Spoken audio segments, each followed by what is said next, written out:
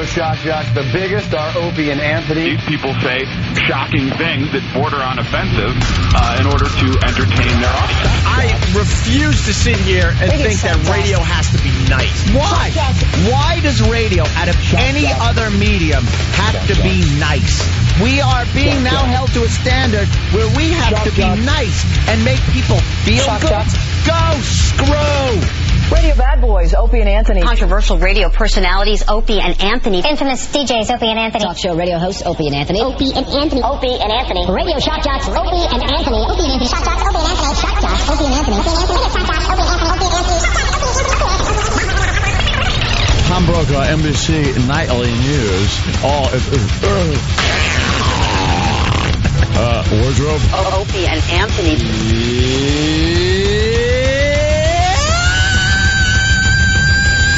Opie and Anthony. What are you doing in death? I've been hanging a lot with JFK, and he's the life of the party, let me tell you. Why would he be the life of the party? At the party, he's the one that goes around with the Doritos, and he fills his head with salsa. It's time for people to understand these are words. If you don't like them, turn the dial. But enough of this palaver. Let's get the show on the road.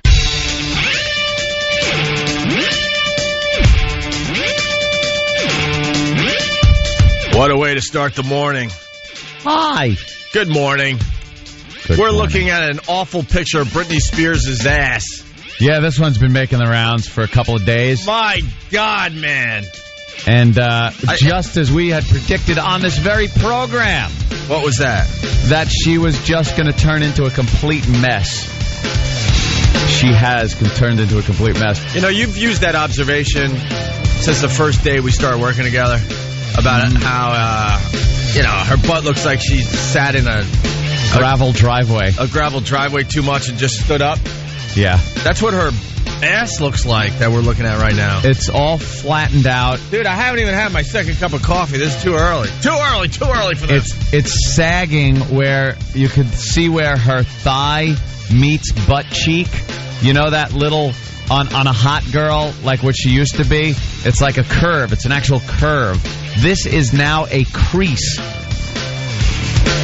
And the whole cheeks, both of them, are just like decimated with a cellulite. Cellulite, dimples, like lots of dimples. Yeah. The right leg has so much cellulite.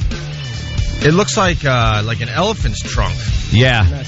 Right? What the hell? And we all remember what that ass used to look like. And then I'm like, there's no way that's her ass. And then, of course, they have another picture where they zoom out to show that it's Britney Spears walking. It's her. Where's she? Yeah. It's her. Huh? Where was that?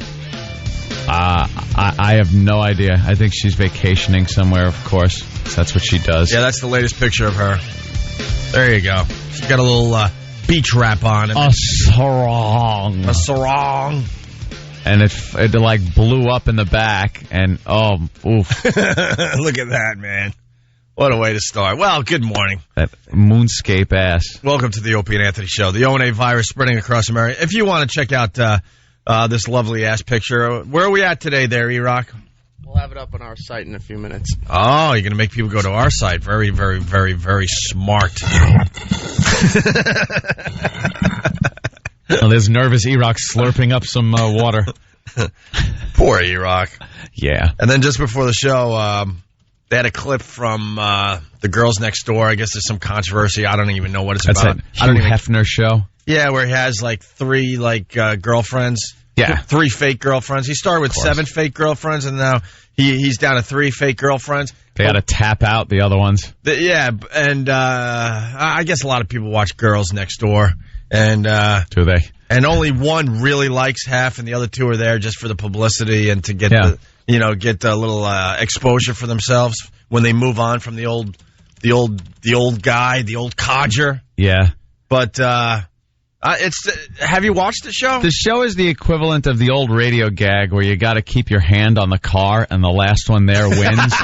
Because obviously the girls are bailing out. Yeah. And there's, like you said, 3 left. One of them really seems into him, but I think she's going to be the one with her hand on the car last. And she's going to get like the Hefner fortune. by maybe marrying the guy or something. But she really looks like she's in love with the guy. Maybe she's a great actress because when they kiss, it is so heinous to watch. Yeah, well, the other two, when Hef goes in for a kiss, they all turn their heads real fast and get the cheek kiss. But the one goes in for full lip kissing with Hugh Hefner. Yeah. The one with the pigtails, is that the girl? Well, they're all blonde. I don't know. I can't tell one from the other. Yeah, I can't tell either. But Hef walks around with his hearing aids. He walks around in his pajamas. Yeah, I was telling Anthony, like, when he was in his late 30s, early 40s, it was cool to be in his pajamas. He's in his pajamas at the mansion with that pipe, and he's just like, "Hey, ladies," and bedding down with all of them. And the reason he had his pajamas, he was banging so many women, he didn't have time to actually dress. Get dressed in clothes. Right? He's like, I might as well just walk around with pajamas. Let's goo up the old skimmer in the grotto. Right. That's what he would do, just drop his robe. But now it's creepy because, he's keeping the pajama thing going, but he's an 80-year-old man, and he does, like, the slipper shuffle. He's got hearing aids, and it just looks creepy. Yeah. And Kendra, one of the girls, Kendra? Yeah, Kendra, she's in it just to get her face known and some publicity. Like, she's disgusted by Hugh Hefner. She's the one that definitely changes, turns her cheek if Hugh comes in for a kiss. Yeah. Yeah, she can't be bothered with Hugh Hefner. What are their names? I'll tell you which one is his main one. Kendra, Holly, and... Holly, I think, is his main one. What was the third one? I don't know. Holly, I think, is... They were on Larry King, all of them. Yeah. Oh, really? And Holly's the main one. Oh, yeah, Bridget. All I know is I went to that after party after the Hugh Hefner roast, and all his girls were there, and I think he had 7 at the time. I think all 7 were around him. And I saw one of them making out with Rob Schneider on the stairway coming down in the club. Yeah. And me and my girl were just laughing, going, that's Hef's girl right there, just making out with Rob Schneider. And later on, we saw Hef's manager, this woman, a handler, I guess she handles these women, just yelling at this crying blonde who wheeled out with Schneider, and she apparently got fired. Oh, really? And that was her getting the old shove because she made Hef look bad. She got fired from being one of his girlfriends. Making out with Deuce Bigelow. Good for Hef. He's 80 and he's not sharing with some second-rate B-movie actor. Yeah. You shouldn't.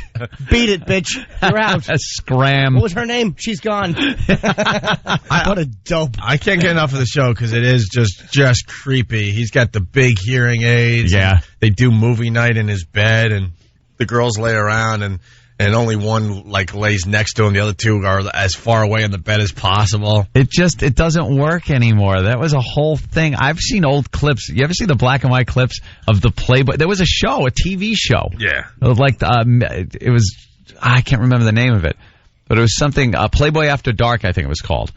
And Hef would come out, and it was black and white, and he'd come out and go, "Hi, I'm Hugh Hefner," with his pipe and his robe.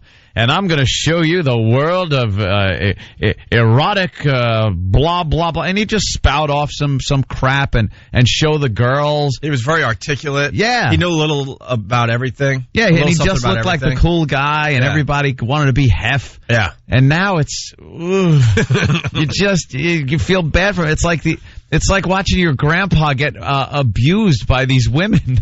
It's horrible. And I don't think he's liking it. He's so old now.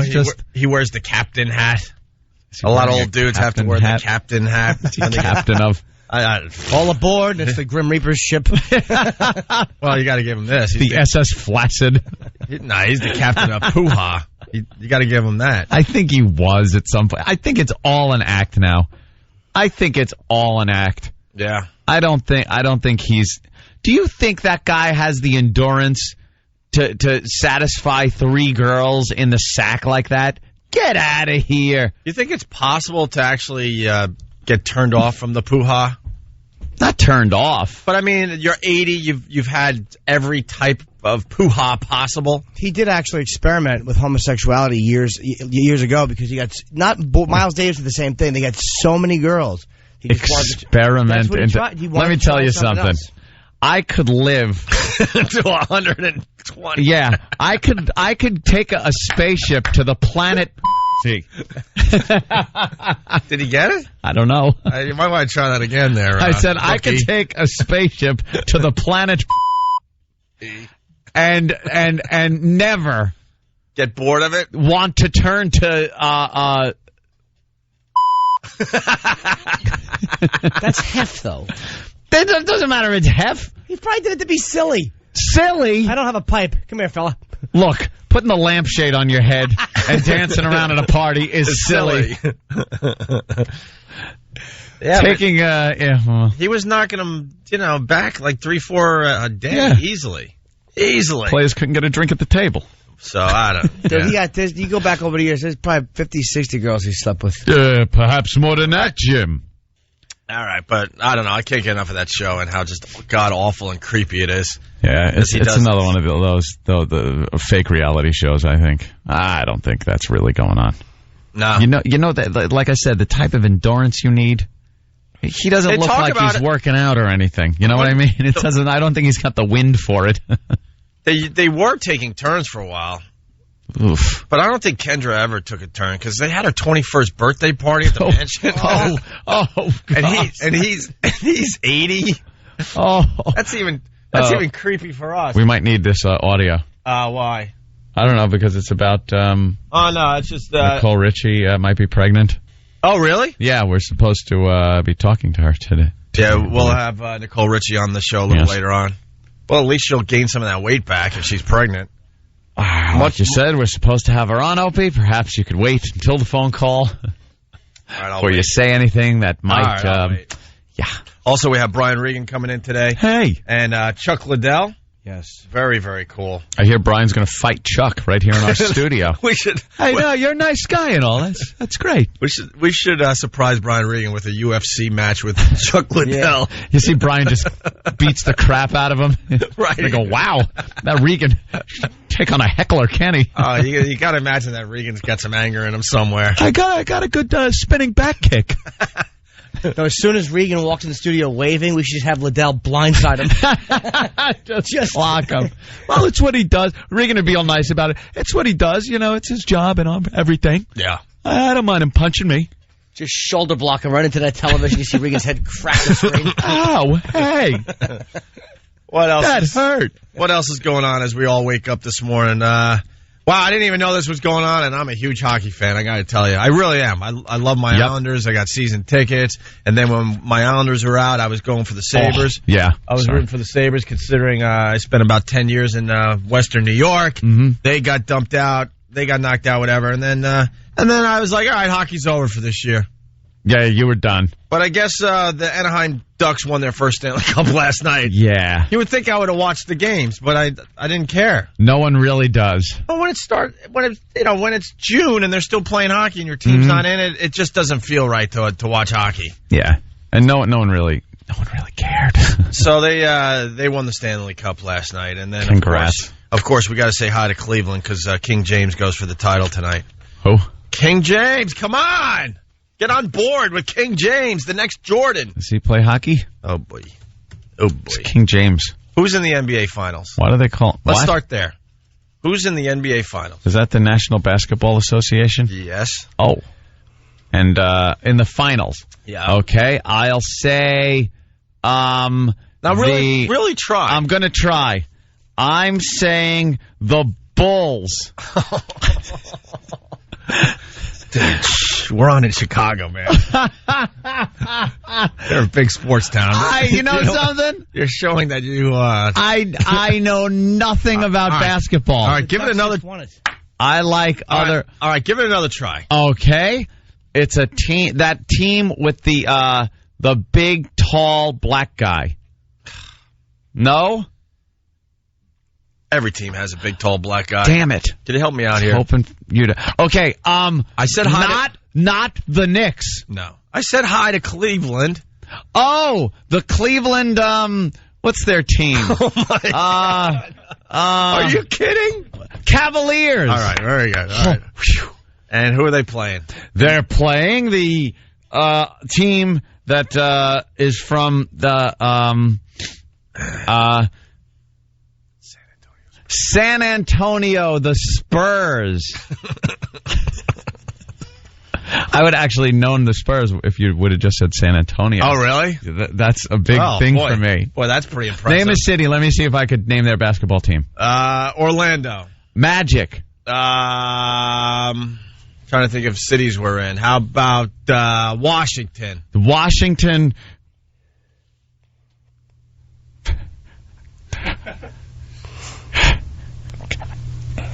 Capitals. Oh, yeah. Senators, the presidents, the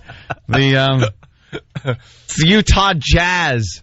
Yeah, but they don't have Jazz in Utah. Right. Yes, that's because they moved the team. From where? From New Orleans. Very good. Whew. The Redskins. The Redskins. Now you sound like Brian Regan. I have the Washington. I just could never get into basketball playing it. Yeah, they used it was the Bullets. They used to have the greatest name. Oh, the Bullets. No, they're not the Bullets anymore. They used to have the greatest name, the Washington Bullets. But offended people. But of course, sports also has to be PC now. Yeah. Which just drives me nuts. Bullets are very bad. Hey, and really fast before we take our first break. The Wizards. Washington Wizards. Who gave you the answer? Than. Yeah, of course. Thanks, Than. I should have known because I was a wizard in EverQuest 2. Remember, I was going for my robe and pointy hat.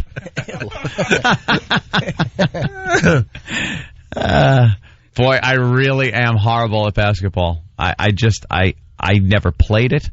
I never liked it. It always seemed like a game that any game where the scoring part of it isn't all that exciting because you score in the hundreds.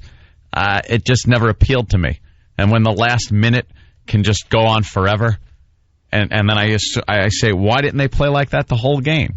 It's like, all right, I'm not a fan of the NBA. No, sorry, people. That's your Opie connection right there. And for all you Yankee fans, Roger Clemens, he's coming back Saturday.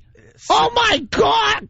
Goodness gracious. Yes, Saturday's the day that Roger finally takes the mound. We'll see. Some 25 games after they announced that he was joining the team. 25 games. Something like that. 25 abysmal games, too. Yeah, well, and, I'm sure Susan Waldman will just lose her mind as that day unfolds. She's taking so much crap. She is going to be misconservative. He could throw a no-hitter and she'd be like, well, congratulations. Yeah. Hey, did you see that? You don't think she's going to be screaming, yelling? No.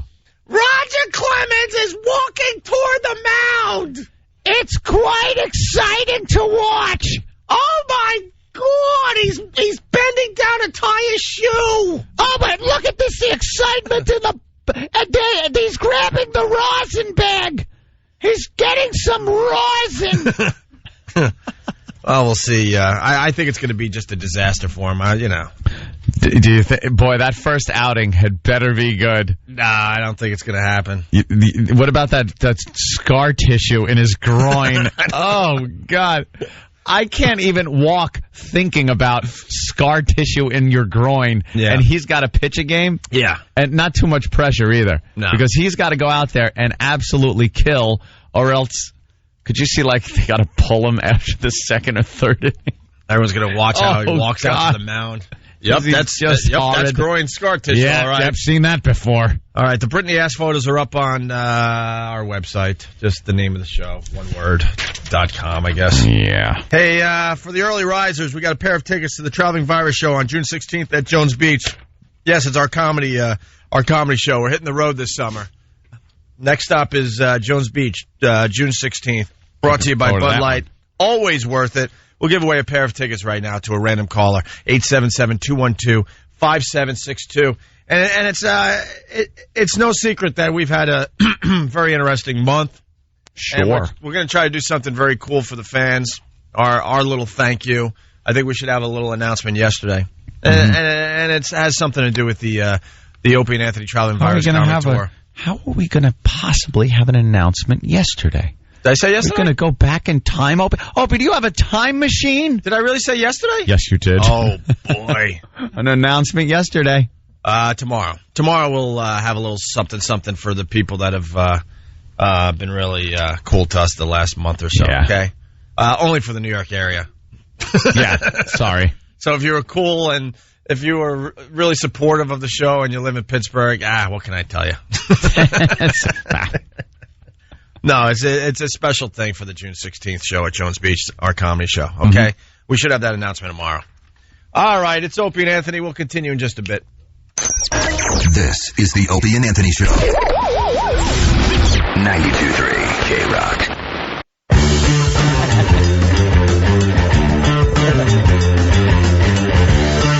You're checking out the Opie and Anthony Show. Phone number 877-212-5762. What do you want to talk about? Give us a call.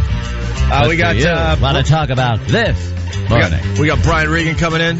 Brian. We have Chuck Liddell coming in. Yep. He was knocked out, man. We got to talk about that today, huh? Yes. Wow. Was that a big surprise? I don't even know. I still don't know. Liddell was favored. He was definitely favored, but Rampage Jackson had beaten him already. And, some guys just have your number. And Rampage Jackson has him by 9 years. That's a big difference when you're fighting, man. That's you know what, 9-year difference. Chuck took out 2 of the 3 guys that defeated him at some point in his career. And, the last one, oof. I was worried about this one only because, Liddell is the champion, and it's like when you watch Rocky 3, it's like after a while, when you're the champion, man, it's like, okay, you have to be vigilant, but everybody loves you. Everywhere you go, people are buying you drinks. Everywhere you go, you're on Entourage. It doesn't make it tougher to, be hungry. Yeah. It's got to be, because what else is there to achieve? Rocky working out in the hotel lobby. Yeah, I'm sure it wasn't that. That was that was the worst example of a champion. Clubber Lang is doing pull-ups in his basement. I'm sure Liddell didn't do that, but you know what I'm saying? It's got to be hard when life is so good, and you're banging all the girls or whatever it is you do when you're a champion. You're now banging 10s instead of 4s. Yeah. You might get a little distracted from training, that's all. Dude, how great that must be to go into a club with any chick that you want and just know that nobody can hit on her. Yeah. It's like you're always paranoid that some other guys that come over and just touch your girl's hiney and they make eye contact with you. And you're what are you going to do? Bub, and then get security. Hey, you. Why I oughta. I'm basically saying, I won't. It must be nice to be a real man. A real man is what you're talking about. It's things that real men do, Jim.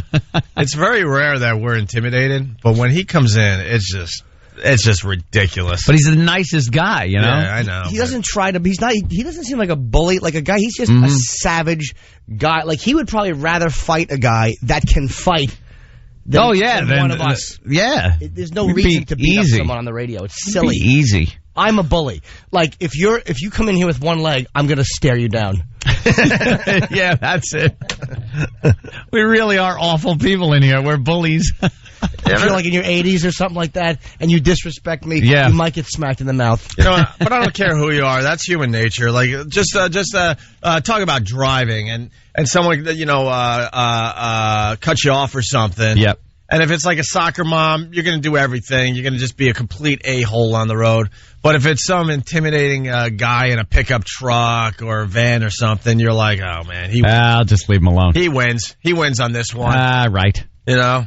I drive every day. My commute is somewhat of a nightmare on the way home, especially of late, since I drive home a little earlier these days, and there's a lot of traffic still. And I am remembering what it was like when we used to drive in together when we were doing afternoons. Yeah. Holy jeez. You just get to the point where I gotta just go, you know something? I'll get home half hour later. It's not going to bother me. But I remember, I have this in my DNA, the memory is there of the anger and the road rage. Because I'll look over. If somebody's in that left lane doing 40 and completely neck and neck with the car in the middle lane, who is neck and neck with the car in the right lane, and they're doing this perfect blockade, and there's nothing but clear highway to the horizon. And I got to get around these people. The second I get a space enough to go around, as I'm passing, I'll look out the window and see who's driving in the car that's causing this whole mess. And I got to tell you, a lot of times it's exactly who you'd think would be driving. And it's infuriating. Yeah. And in those situations, I will yell things out. I stick my hand out the window and flip the bird all the time. I'm awful, but I'm doing it at 80 miles an hour, so they're not going to catch me. Driving in and out of Manhattan can reduce you to tears. Yeah, literally. No joke. I mean, grown men have been known to cry. Just crying. Because you just feel so helpless. Yep. Like, there's traffic, and then there's just a complete meltdown of the roadways to the point where, you know, you're doing all your maneuvers, you're trying alternate ways to get into Manhattan. Nothing works, and you end up just sitting behind your steering wheel and crying and searching for your chick's Coldplay CD. So you have a soundtrack for your tears. Oh. We were driving to Lancaster, Pennsylvania. Me, Kenny, and my chick. I was doing that gig, and the traffic. There was a meltdown, like you said. There was a problem on the Pennsylvania Turnpike, like it shut down. Yeah. So when they had all that severe ice, so everything was routed onto these little roads, and the traffic was not moving. And you get this panic, like you want to evacuate somehow. You want to throw up, or you want things to come out of your body. You're so angry on the other drivers. You want to cry on other men. I want to let salty tears drip on them and just go. One of the most frustrating moments ever in traffic for me was that when I was living in Huntington. I think I was married at the time. I'm not sure of it because of where I was going. I was leaving my house, and I left a little early so I could go have sex with my girlfriend. So I got jammed up in traffic, and I swear to you, tears were coming out of my eyes.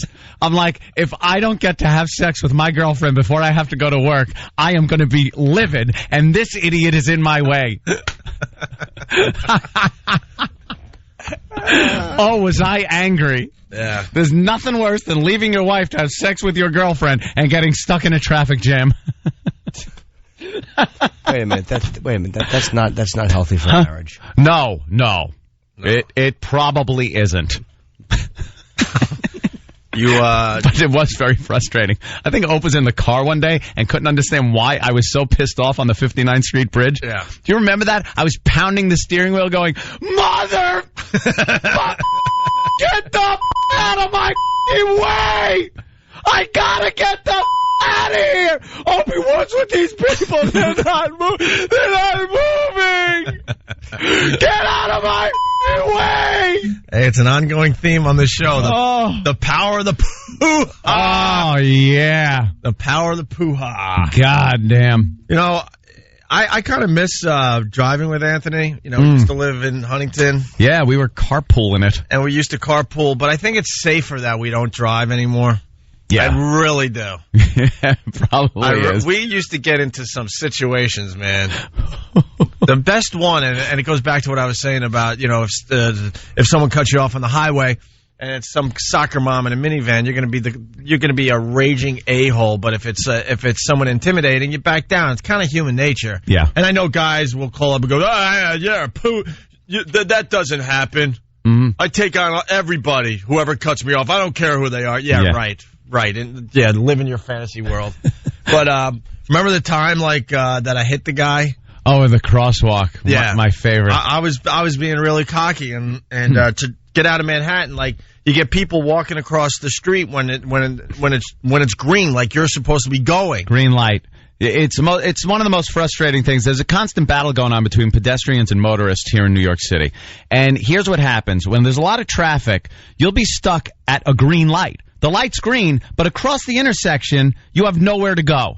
So you have to stop there and wait at the green light. Now, during this time, since your light is green, the pedestrians have a don't walk sign. Yeah. But since they see that traffic isn't moving, they'll start crossing the street.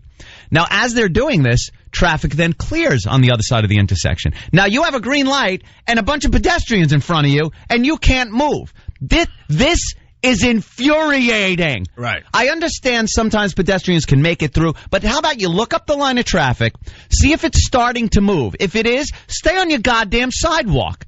Don't walk in front of my vehicle if I have a green light and a clear road, because there's going to be trouble. You're at least going to get, and then once you cross me in front of me, I will pull next to you, and thank God for the Escalade. I love it because the windshield washer will fling liquid to the passenger side, and I will soak the people as I drive slowly by them. Boy, it is a pisser. Boy, you're a tough guy. That's right, as I then go to get away because they might hurt me. Why don't you just jump out and stick a baby on board little sticker on them on their forehead? I didn't say I'm not a little faggy for doing that. I understand, but so that was the exact situation. Yeah, we were in that situation, and it's a green light. It was time for us to go, and the pedestrian traffic is still in front of us. So I decide if I start moving the car forward, it would make people walk a little faster and maybe scatter them a little bit. And this guy was just sauntering. He wasn't even. If you make an effort, I'll even give that to you. Like, make an effort, realize that I got the green light, you got the don't walk, you're in front of my vehicle. Give a little jog to get out of my way. Right. This guy wasn't doing that. He's sauntering, just kind of, Well, everyone else scattered. Because I made an aggressive move that I was starting to move forward. And this one guy, he didn't budge, and he was sauntering. So I figured it was a good idea to bump him. And when he says bump him, realize this isn't the car in front of him. It wasn't another bumper that he's bumping. It was a human being's leg with his car bumper. He tapped the guy. And he got pissed. He got so pissed, he walked around to where Aunt was sitting in the passenger seat, and with one punch took out my side view mirror. Yeah. And he just wailed on the side of your mirror, and it just went limp, hanging by the cable that adjusts it. You know, the side view mirrors, nowadays, that's pretty tough to take out. Yeah. Like he did. He broke the plastic at the base. Yep. The big, thick plastic that held all the cables. Mm-hmm. With one punch. What did I do? Did I jump out of the car and confront this individual? Because at the time, the car was new, too, by the way. Yeah. It was a nice new car. Let me tell you one thing. I rolled up a fist, and with all of my might, I slammed down the lock on the door next to me because I did not want him opening up my door. And I looked at each other like, what a puss. I couldn't. I just locked the door. Drive, Opie, drive. Oh, man. I would love to say that was cool, but, man. We couldn't get out of that situation fast enough with my side view just dangling. And then we yelled at some old ladies to make us feel better later on in the drive. Yeah, you tell her. We showed her. Dude, I was driving years ago. I was driving with a girlfriend, and this is the worst. I screamed at somebody. I was, many years ago, and I did something. But then me and the guy are pulling up into the light, and I hit my lock for the door. Oh. But it was power lock, so it all went.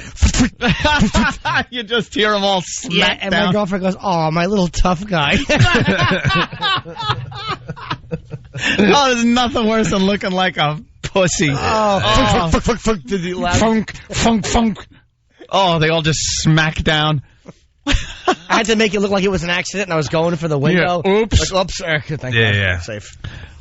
And I don't miss driving on the sidewalks anymore with you, all that stuff. I've going backwards down a one-way. I had to do that. We were going to the strip club. That was top priority. It happens. You make a wrong turn. It's a one-way street. You want to keep your vehicle facing in the direction of the arrow to the one-way, so you have to drive backwards. And you don't want to be on there all day, so you got to do it fast. You got to make your move fast. And then when a car does happen to come, you want to go on the sidewalk backwards down a one-way. That was Black Earl was brilliant. Petrified. He drove with me once to the strip club, and he was petrified.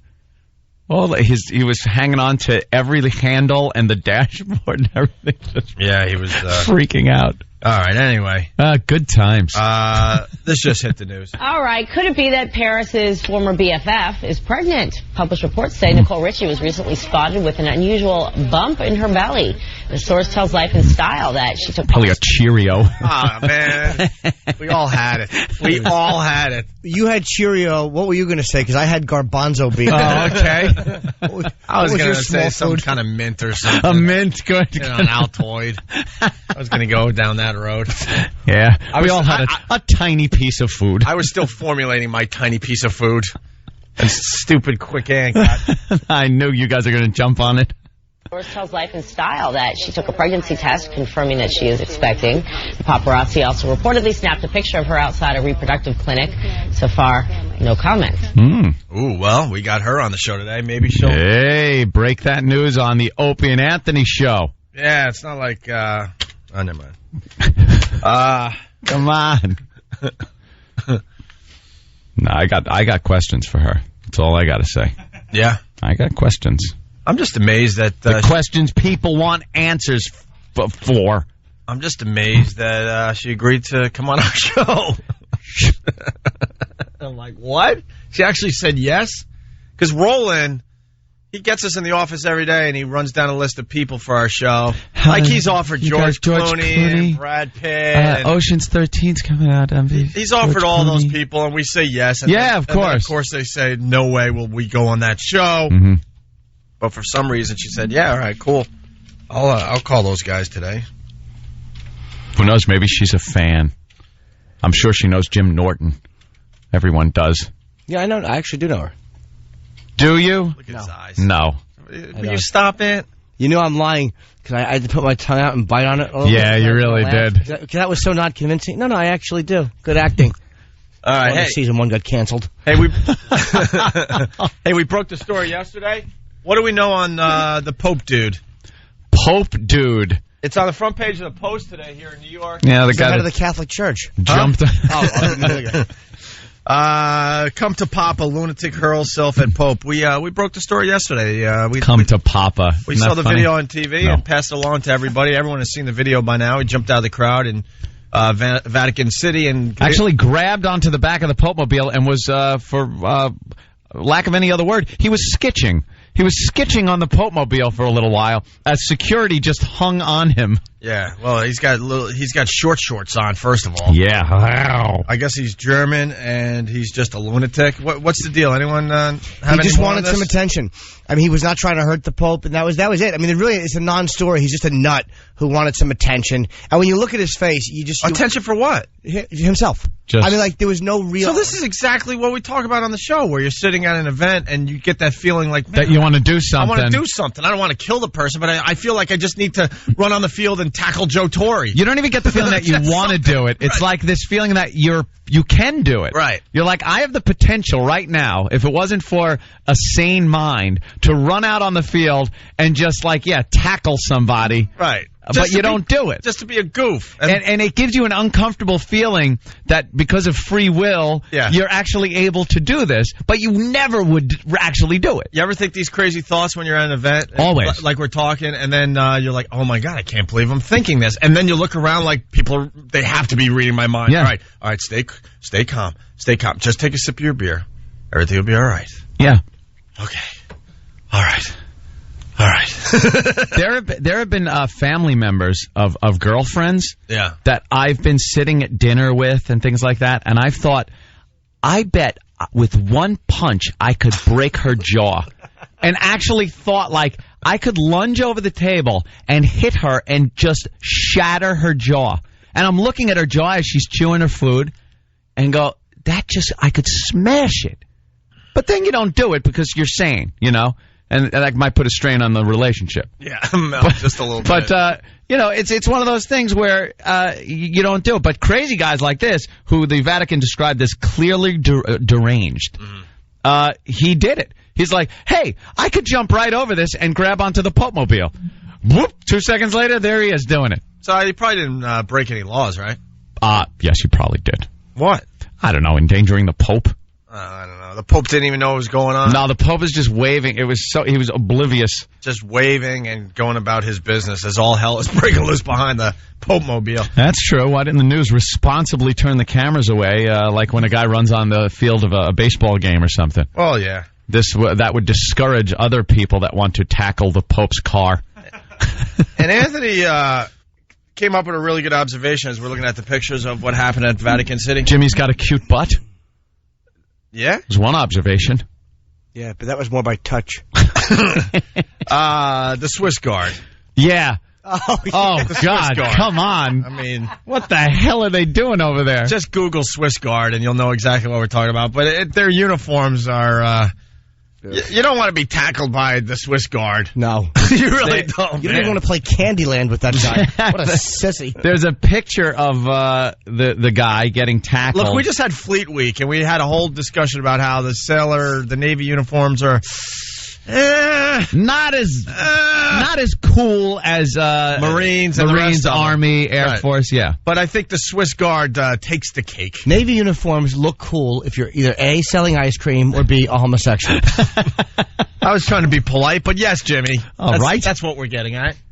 But the Swiss Guard just takes the cake. The Swiss Guard looks like a court jester. Right. It's like this striped orange and blue and yellow stripes with the big puffy arms. And puffy, puffy oldie time, legs. Yeah.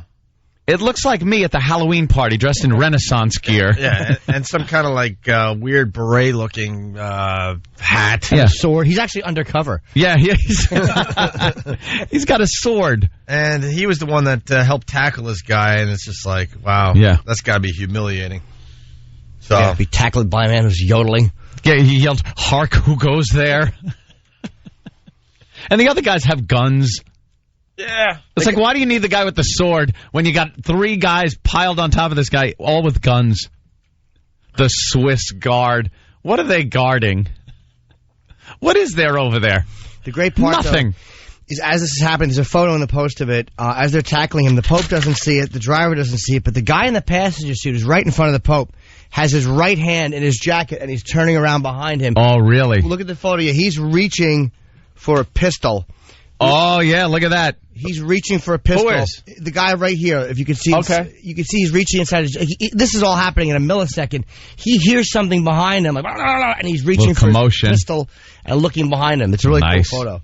That one guy was on the ball, at least. Yeah, let's say hi to Kerry from Long Island. But he turned around and yelled at the Pope. He went, "Duck, stupid! I can't see that guy." Kerry, what's up? What's going on? Hey. Hey. I was just calling to say about 2 things about the tickets, but also I was so obsessed with getting attention one time at a Met game. I jumped on Cowbell Man. Who? You know Cowbell Man? Wow. Yeah, I do. You do? Mm-hmm. Who's that? He's a man, and he has his cowbell. Oh, that guy. Why didn't you say so, miss? And it kind of rings and stuff to get everyone, psyched. What'd you do? Tell us. To get everyone excited about the game. And I just had that feeling where I could not sit down and just watch it anymore. I just had to get attention for myself. So you jumped on top of Cowbell Man? Did, and I made out with Cowbell Man. And I was with my boyfriend and all of his family, and I was, you're tailgating for hours in the parking lot. You don't even know what's going on. You're crazy. You were drunk. Oh, yeah. So what happened with your relationship? Faltered, basically, but... You ever see that picture on the web of the girl on the beach doing the cartwheel? And it says, "Attention whore." That's you. I love that one. I'm an attention whore. Hey, we all get those urges, but most of us, just about every one of us, we don't act on it. The worst is in church or at a funeral. Mm-hmm. It's like these awful things that you're like, oh God, how effed up would it be to just kick the coffin in the hole and just let it fall in there? You just think these awful thoughts. You just never do them. What is Bill Burr's when he sees muffins at bake sales? He wants to just punch all the muffins. He wants to punch the muffins and just flatten them all. Yeah, he did a whole thing about that on our show. He gets the urge. He just wants to punch all the muffins as he's walking at a street fair or something. All right, Kerry, so you jumped on Cowbell Man. Terrific. Yeah, I jumped on Cowbell Man. All right. Anything else? Not my proudest moment. And I was going to say about the traffic you talked about before, I commute back and forth from Long Island to Jersey for school. And have you ever been in such a traffic jam, by the time you get up to see who it is, it's like this horrible accident, and all you can say is to yourself, how rude could you possibly be? You're looking at people that are being carried off in stretchers, and you're just, cursing them out in your head. You could not think anything. I've said it before, yeah. I've said, someone better be dead. Someone had better be dead. There better be copters in the middle of this street because I'm being inconvenienced. How about this one? You're in a massive traffic jam. You finally get to the problem, and it's a car that is broken down, and you're sitting there you have no business driving this car around. Of course it was going to break down and F up our afternoon. I also don't understand how people their car dies in the middle lane. I can understand if you're in traffic and it overheats or something, but there are times where in front of the traffic jam, traffic's moving perfectly. So there wasn't a traffic jam before this guy stalled. And meanwhile, his car stalled, and was he sitting there as he was drifting to a stop going, what do I do? Just stay here in the middle lane and hope for the best? How about getting off the road? They can never get off the road. And then the fender bender is another one. People are People think that if you bump into another car and get into a fender bender, that CSI is going to come to the scene with tweezers and fingerprint kits. And don't touch the cars. Leave them as they are. We're going to measure skid marks. We're going to take photographs. They're not. Get your goddamn cars off the road. They think you got to leave them there because it's like leaving the scene of an accident or moving evidence. It's not. If both your cars can move them. That's my public service message for the day. But no one's going to listen to it. No, because they're stupid. All right, Curry, anything else? No, I would love to go to the Traveling Virus on Long Island. I heard you guys were giving away tickets. Oh! Yeah, why don't you go buy them? I'm going to... Oh, that wasn't very pleasant. But we could have probably given her a ticket or two. Yeah. Just buy them. Yeah. Actually, a nice thank you to the New York fans. We're doing something special for the O&A Traveling Virus Comedy Tour tomorrow. Oh. A little ticket special tomorrow. Nice. All right. It's just a little thank you for the June 16th show at Jones Beach. Brought to you by Bud Light, always worth it. We'll have that announcement tomorrow, okay? Really fast, we'll go to Dan on Long Island. Dan, what's up?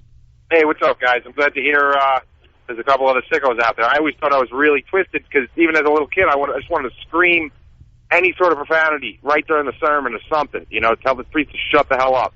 or even at a funeral, like this guy was an a-hole, Yeah, I love this radio show because I've had these thoughts and I thought I was crazy. And then you realize just about everyone has these just crazy thoughts that jump in your head, but you don't act on it. At family functions, I'm not even going to say like who or what, but I was at a family event, and all I wanted to do was yell at one of my relatives the C word. like, it would have been so inappropriately awful and horrible, and I had no problem with the person. Not a problem at all. But it was just like, I was thinking, imagine the commotion it would cause if I just walked up and started screaming, you see? Who? Yeah, who was it? Oh, I can't say. Come on. Oh, no, it's awful. Are they? It's terrible. No, not at all. That's why. If they were, it would be, I probably would have yelled it out. I don't care. But it was, but she's not. It's just one of those things where it was, one of those inappropriate. She is a little bit, right? Just no, not at all. Yeah, a little bit. No. Yeah. Come on, she's in the home. Stop. Talked about her yesterday. Did I say yesterday again for the announcement? Or Steven, No. Stephen S. from Bayshore just beating me up today? Of course, Stephen. Right. Of course, Steve from Bayshore. We'll have a little announcement, a little thank you to the fans tomorrow. The New York fans, anyway. And maybe we'll try to do some other things for the fans across America. Patrice and I were talking one time in the car. We used to talk a lot in the car in Jersey City, like two fruity lovers. I would drop him off, and he came up with a great bit for it, which really annoyed me that he came up with such a brilliant bit. It was for intrusive thinking, where he talked about wanting to spike a baby. Yeah. And it's like, it's these crazy thoughts that just hit you. And that's the difference, I think, between us and people with Tourette's, is that they say things, and us and that guy is that he does them. That's all it is. Everyone has them. But because you do. You have these awful thoughts of what would people around think if I just did this awful, horrible thing?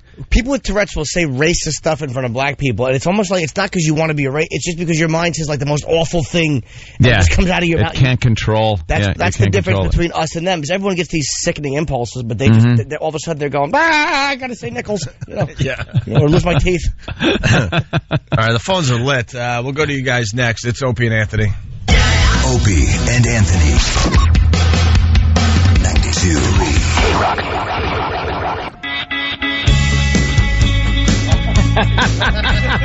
What did I miss? Damn. Was it a doozy? Well, because of something that's being worked on. Yeah. We were saying. I was just saying to. No, we're going to talk about that right now. Oh, okay. I was just saying to Jimmy. We're back with the Opie and Anthony show, by the way. Right. That a father-son sex thing. Yeah. Is pretty creepy.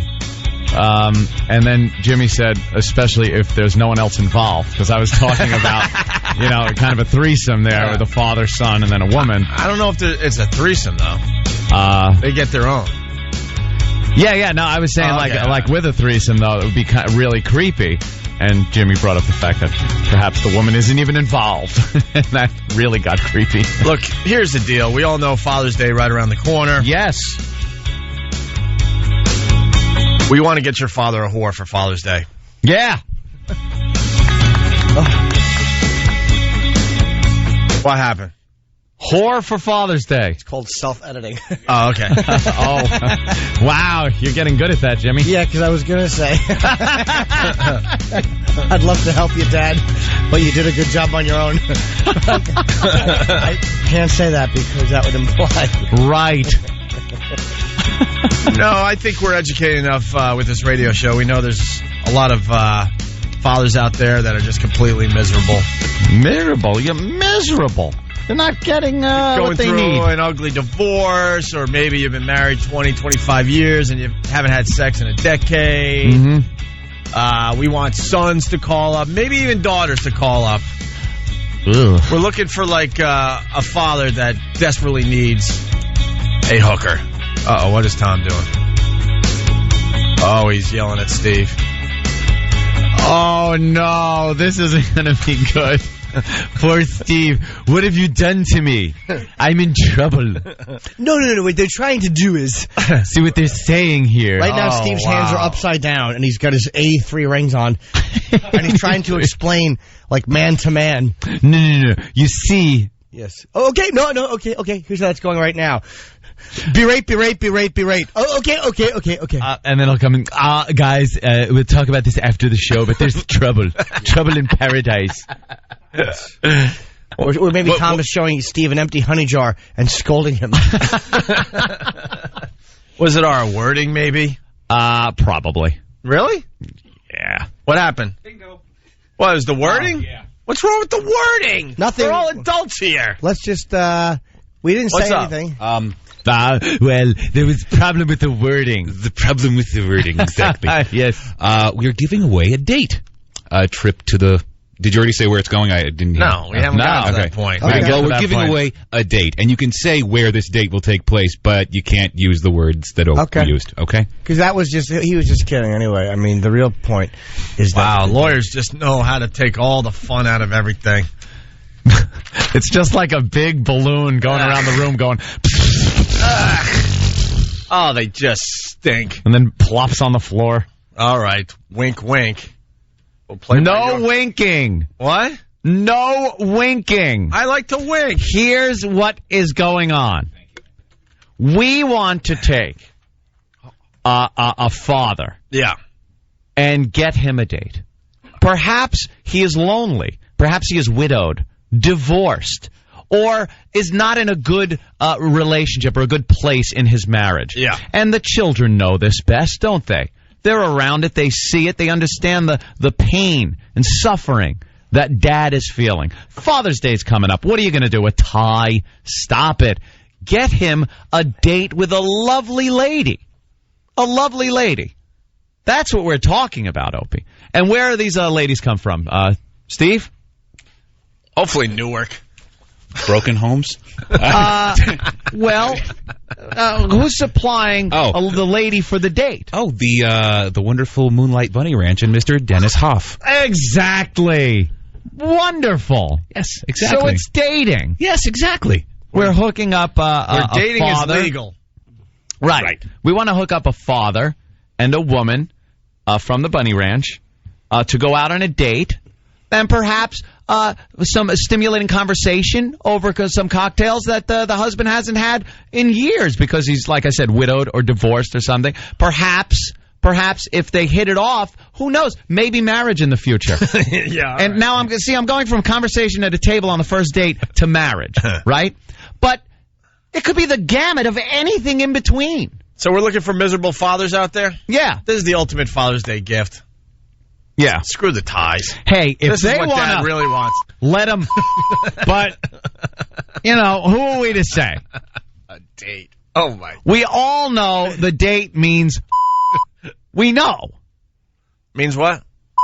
Yeah. And if the two of them are out to dinner and decide after dinner they want to until all over, it doesn't matter. But it's a date. It's a date. Dennis Hoff is supplying the date or dates because we're thinking of maybe doing a father-son thing. Yeah. Like if, the son calls up, or maybe, the daughter would be weird, but it's a possibility. It would be a little you weird. Never know. I don't know. Maybe Dick Cheney will get a date. Well, for Father's Day, we she can enjoy the Bunny Ranch. Yeah, for Father's Day, we definitely want to get the father a date. And possibly, and possibly the son, a date. A date. Yeah. Hey, Dad, did you... Your date? Yes, son. My date, right? And then I hit her with the... and took a... and put it... What'd you do, son? Well, Dad, I... right in the... over her, and then I... but she took my... and then we... all night long. Sounds like a lovely date. It's a date. Yeah. So, that's what we're doing for Father's Day. Yeah. Because our fathers are dead. Yeah. We're from the Dead Fathers Club. Yeah. We ought to make a club. Hey, who else has a dead dad? Come on, everyone. Who else's dad is dead? Come on. Anyone? Oh. No? No? What? Are we the only one? Any dead dads? No? Aunt and I are the only ones, huh? Travis, is your dad dead? No. Oh God! No. He's gonna take it tough. Oh boy! Any fathers on the waiting list? Let me just.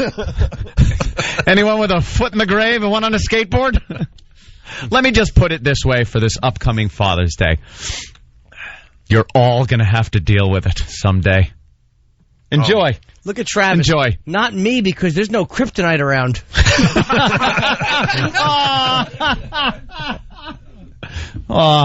Unless you're lucky and, you go first. See, we got to acknowledge Father's Day is a sad day for a lot of people. Yeah. I didn't realize that until I took my little trip on Father's Day and saw, the traffic jam getting into the old cemetery. The old cemetery. That's what you do on Father's Day. Roll into the old cemetery to look at a cold stone. That's just like getting your dad a fine date. Yeah. See, this is what we do.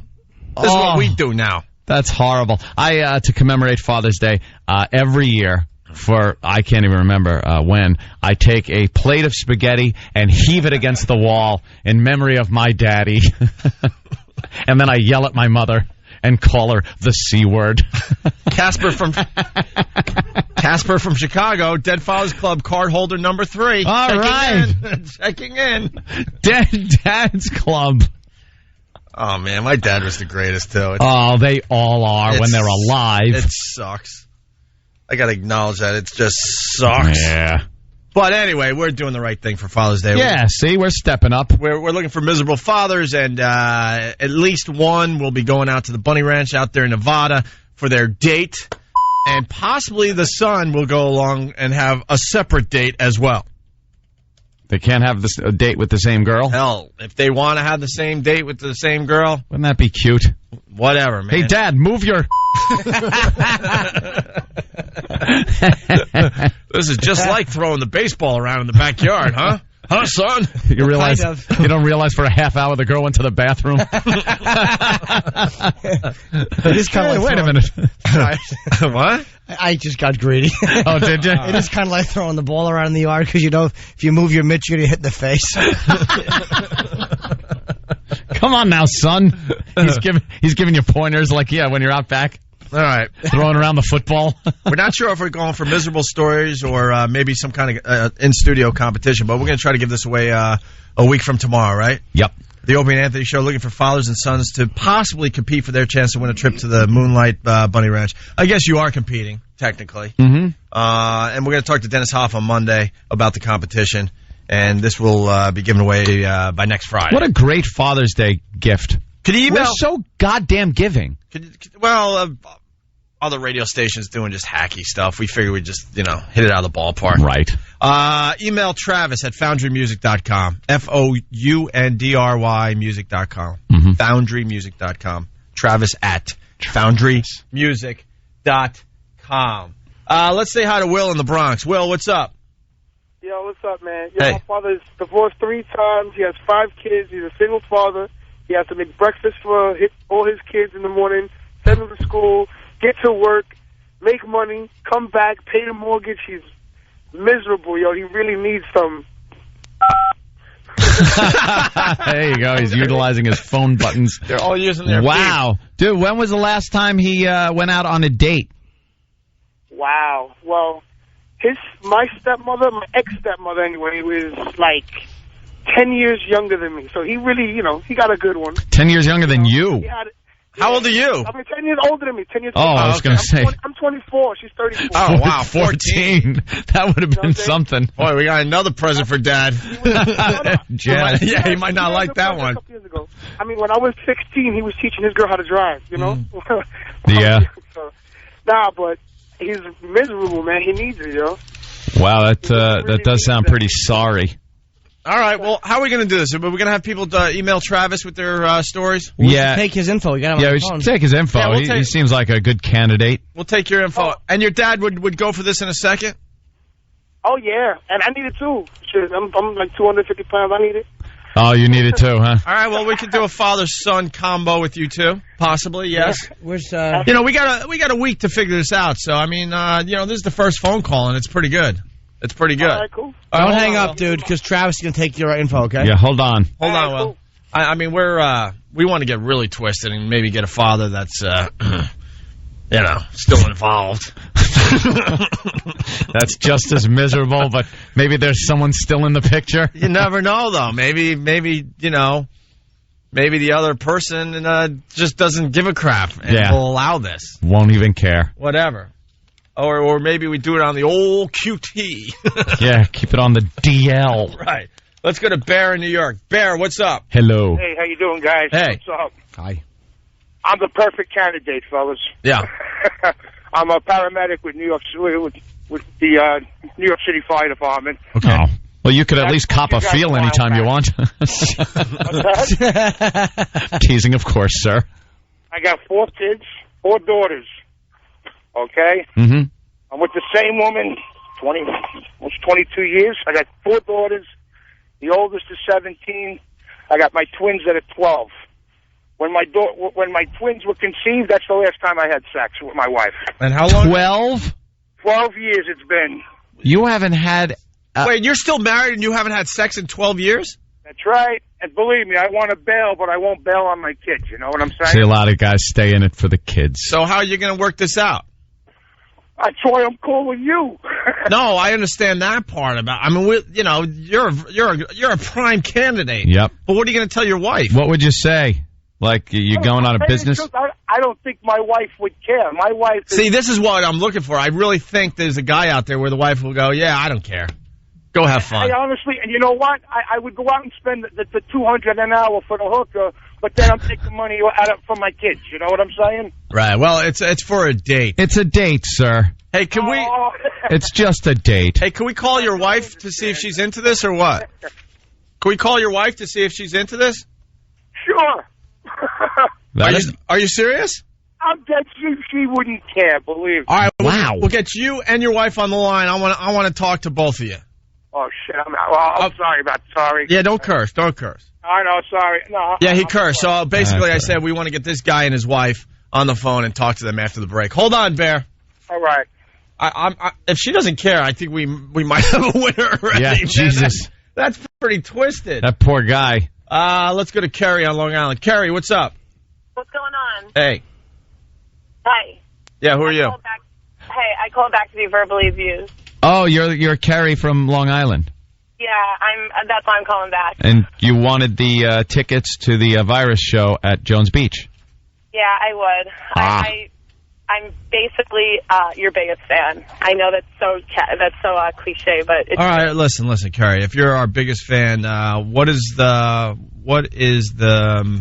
favorite Opie and Anthony bit? I guess we'll start there. My favorite. Tune in tomorrow for the announcement of a ticket special for the Jones Beach show. Brought to you by Bud Light. Always worth it.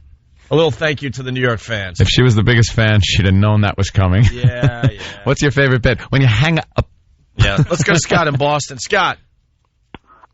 Hey, where'd Scott go? He just wanted to say that he's part of the Dead Dad Club. Welcome. I was thinking about the Dead Dad Club yesterday because, all the window window displays has all the stuff you could buy for your daddy. Yeah. And it made me sad. Oh. It made me really sad. It's still too new for you. This is Greg Hughes, the actor that plays Opie on the Anthony Show. And I was very sad yesterday. Yeah. They showed polo shirts and golf clubs and all sorts of things for Dad. Jeez. And I'm like, it's a tough time for people out there. Yeah. Not everyone is happy that Father's Day is around the corner. I felt that way. I was driving past the liquor store. And I was like, oh, Daddy, I miss you. Wow. Let's go to Rob on Long Island. Rob. Hey, what's up, guys? Hey. I saw a gay guy walking down the street, and I missed my father because I remember how he used to think I was going to turn out gay because I cried so much, and he berated me for it. So I was like, oh, I miss you, Daddy. Did you try to give him a cute little present for Father's Day and he yelled at you because it was too cute? No, I don't remember getting him anything for Father's Day. Really? I remember us going out and shopping for Mother's Day all the time and getting Mommy some Chanel No. 5 perfume or something. Oh. But for Dad, I don't... I'm sure she hasn't worn that in about 25 years, huh? Yeah, definitely not. But I think for Father's Day, though, it was usually Mom just saying, that sucker can get his own clothes. So it was really. By the way, this whole getting Dad a date for Father's Day, you know, Anthony, his father back in the day used to get him dates. Yes, a date. He got me a date. I believe it was on my 13th birthday. 13th birthday, Aunt's father got him a date. So this got me a date. So this is kind of a nice little twist. It was on wonderful. That whole thing, right? My date was waiting upstairs in one of the bedrooms of our apartment when I got out of the shower. That's where our date started. I didn't even have time to pin the corsage on her. Well, you pin something else on her. That's me doing an elbow to the mic. It's my new bit. When I got a doozy, I'll just go, huh? Her name was Buzz. Yeah. Her name was Buzz. She might as well have been a guy. No, no. She was a big boned gal. She wasn't fat, but she was just like big. She was like an Amazon woman. Yeah. But just a giant set of, like the commercial. Very big. And I remember walking into the room looking, and she was just sitting there with the pillows propped up behind her, and the sheet was around her waist, so her top part was completely nude. And I just walked in and went, hamna, hamna, hamna, hamna. It's my first, view. Hey, by the way, Matt from Cape Cod, we don't want to lose him. We're just blowing up in Cape Cod, aren't we, Matt? Yeah. My God. Hey, how you doing? What's up, Matt? Not too much. So I called my girlfriend when I heard you guys wanted to give away that prize. Yeah. From my wife. And I mentioned it to her, and she said the only way she'd allow me to win it is if she was allowed to tag along with me. Whoa. A husband and wife. Wait, she wants to tag along? On your date? On your date to the Bunny Ranch? Oh, she wants to join in. Oh, wow. See, we're getting some good stories already. All right, hold on the line there, Matt. We got to take a break. We'll take more stories from the sons and the fathers, but basically we're getting Dad a date for Father's Day at the Bunny Ranch out there in Nevada. All right? More of your stories, and also Chuck Liddell on the way, and Nicole Richie, and Brian Regan. Very, very busy morning here on the Opie and Anthony Show. This is the Opie and Anthony Show. 92.3 K-Rock. We got a busy morning today. Phones are lit. We got Chuck Liddell coming in. Brian Regan in a few minutes. Phone call from Nicole Richie. If you want to talk to us, 877-212-5762. It's the Opie and Anthony Show. Fast Freddy from Jamaica Station. Swingers should be disqualified. He's writing that on the instant feedback, and I completely agree. Right, disqualified. We're talking about our Father's Day giveaway. Right? Yep. You want to explain that once again, Anthony? Because you know how to follow the Tom rules. I have a tough time following the Tom rules. A Father's Day right around the corner, and we want to do something special for a dad out there that maybe is widowed or perhaps divorced or perhaps still married and just is in kind of a lousy, long a tiring relationship. Well, we just talked to Bear. We're trying to get him on the phone to talk to his wife, but basically he's still married and he hasn't had sex since, or he hasn't had a date. Hasn't had relations with his wife. Since the twins were born 12 years ago? 12 years ago. Still married. And he thinks she could care less that he goes to the bunny ranch in Nevada. Yeah. For a date. Well, yeah, because he would need maybe the company of another woman to sit and maybe talk about some of his problems that he's having with his wife. That'd be nice, wouldn't it? You get the, the ear of a woman to talk to. That's lovely, a date. So we're looking to find a guy, preferably through his son. Let's say the son calls up and goes, yeah, my father, this poor son of a bitch, is just a mess. And then we'll send them out to the Bunny Ranch. Yeah. Where they can go out on a date. And now, if you know anything about the Bunny Ranch, or if you've seen the TV show on HBO, I believe, right? Mm-hmm. Yeah. It's Cat House? Yeah. Cat House. Yeah. The girls there, lovely. We've had a few girls on the show. They're lovely at dating. Actually, two of them were on a date with Big A in our studios. Wow, yeah. And, wow, what a date. That was good. I never knew you could do so much with a toothbrush. It was amazing. Yeah. Well, because Big A has bad breath. Wink, wink. They must have went to a date at the slaughterhouse because that's what the girl's hands smelled like when she was done. Well, that was the girl that ended up... We just talked about this recently. She ran into the bathroom crying. Crying. Yes. Do you understand what she does for a living? She goes out on dates with guys. And we got her to cry? Yeah. She was crying, and her biggest complaint was that she couldn't get a certain aroma off her hands, no matter how much she washed them. From poor Big A. Yeah. Her hand was a weird color, too. Let's not forget. Yeah. But that was good. That was a fun date for Big A. And now we're looking to get a date for one of these poor dads. And possibly, we're open to the possibility that we send the son as well. Or the daughter. Maybe we get a daughter. Who knows? But so far, the stories have been really, really good. Let's say hi to Steve in Massachusetts, listening on WBCM. What's up, Steve? Hi, how are you? Hey, did the show just start on WBCN? The delay is a little long. We're hearing rumors that as the show goes on, the delay gets longer in Boston. He's actually hearing us leave yesterday's show right now. And that scares the crap out of me because that makes me think, what are they doing?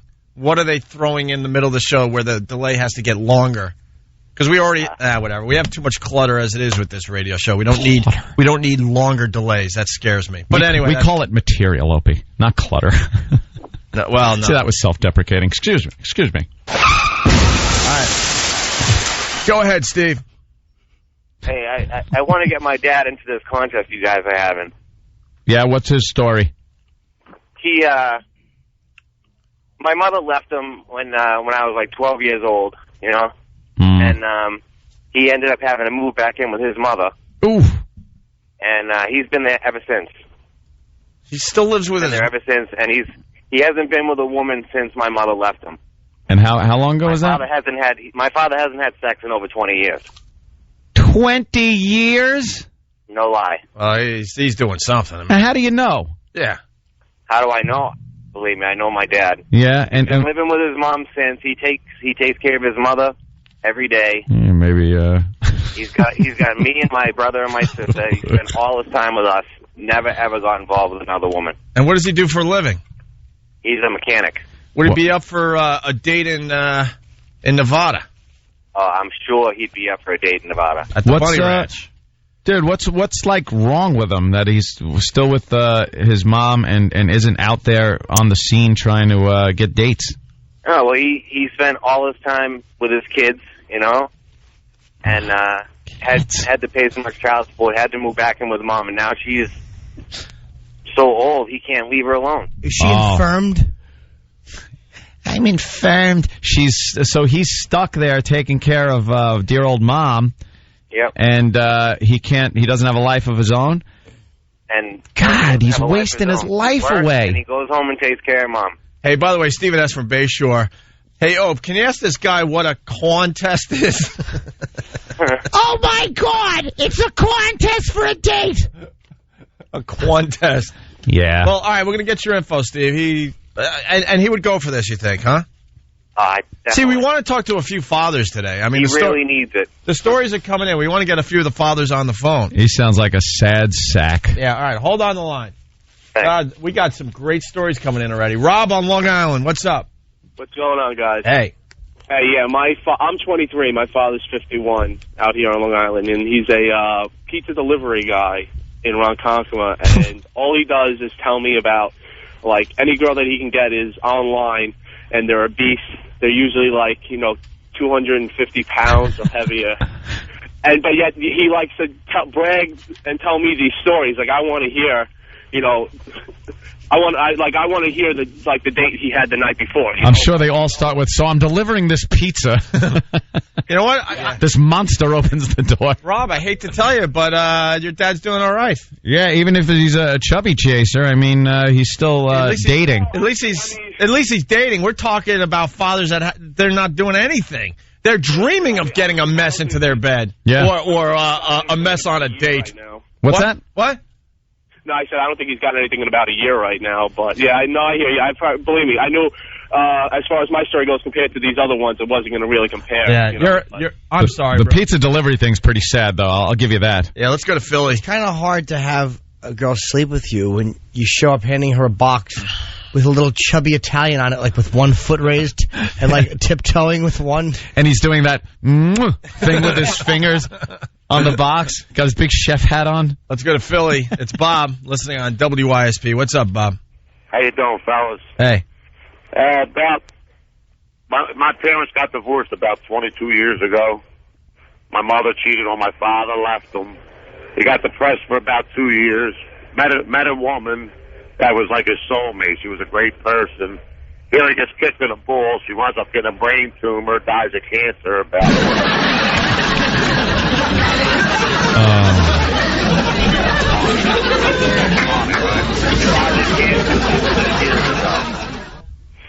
Dies of cancer about 6 years ago. And at the same time, I catch my wife cheating on me. So I moved in with my father. He's in a deep-ass depression. Don't go out of the house. Don't do nothing. I catch him crying like a baby when I come home. No. And here's the kick in the balls. My ex-wife that I caught cheating on me is leaving for Las Vegas at 8:05 on a plane with the guy I caught cheating on me with, who's married. She's like a gumad to the guy. Wow. My father hasn't had sex since his soulmate, Judy, her name was, passed away 6.5 years ago. And Judy?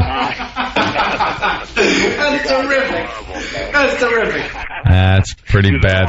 I say this guy's a very good candidate. No, we Hold on, just laugh at the name Judy. That's all. Judy's a funny name. Yes. Yeah. I'm sorry. This guy sounds like a good candidate, man. You sound like a really good candidate, Bob. He sits in the house and does nothing for the last 6.5 Yeah, years. both of these guys have had He's their... on disability to top it off. Is he? Why? What's wrong with him? He's got 10 screws in his neck and 2 bars. You got to have like all his vertebrae cut. How did that happen? You're laughing at my pathetic life. What happened with the screws? How did he get screws in his neck? He was pulling down a chain binder on the back of his tractor trailer, and his neck collapsed and crushed all his vertebrae. This is stuff you guys. Oh my God! People are commenting on Pal Talk. They're calling him Franken-loser. But anyway, this kick in the balls is it's so ironic that my ex-wife is leaving on a plane with the guy I caught cheating on me with 6 years ago at 8:05 in the morning. They're leaving. Wouldn't it be ironic if you guys go out to Vegas and you win the date and you walk in and there's your ex-wife and your ex-mom working there at the Bunny Ranch? She left my father for a cop. Oh, yeah. All right. You know what? You're a great candidate. Hold on, Bob. I would love to give this to somebody listening on WSP, by the way. That sounds like a great story. They're both in some bad sorts. All right, let's go to Johnny in the Bronx. This is getting downright depressing. Johnny, what's up? Hey there, guys. Hey there, Jenny. All right. I believe my father should be involved in this contest. Mm-hmm. After my mother left him, 2 months later, got hit by a train. Hasn't been right in the head ever since. So your father his wife leaves him, and then he got hit by a train? Yeah. Or it wasn't like a suicide attempt, was it? No, actually, no. He was jumped, and it was attempted murder. Somebody pushed him? Yeah, they set him up. Knocked him unconscious and set him up on the train track. You're kidding, right? No, I'm dead serious. Then how did he survive that? It actually hit him in his buttock. He got hit in the ass by a train? Yep.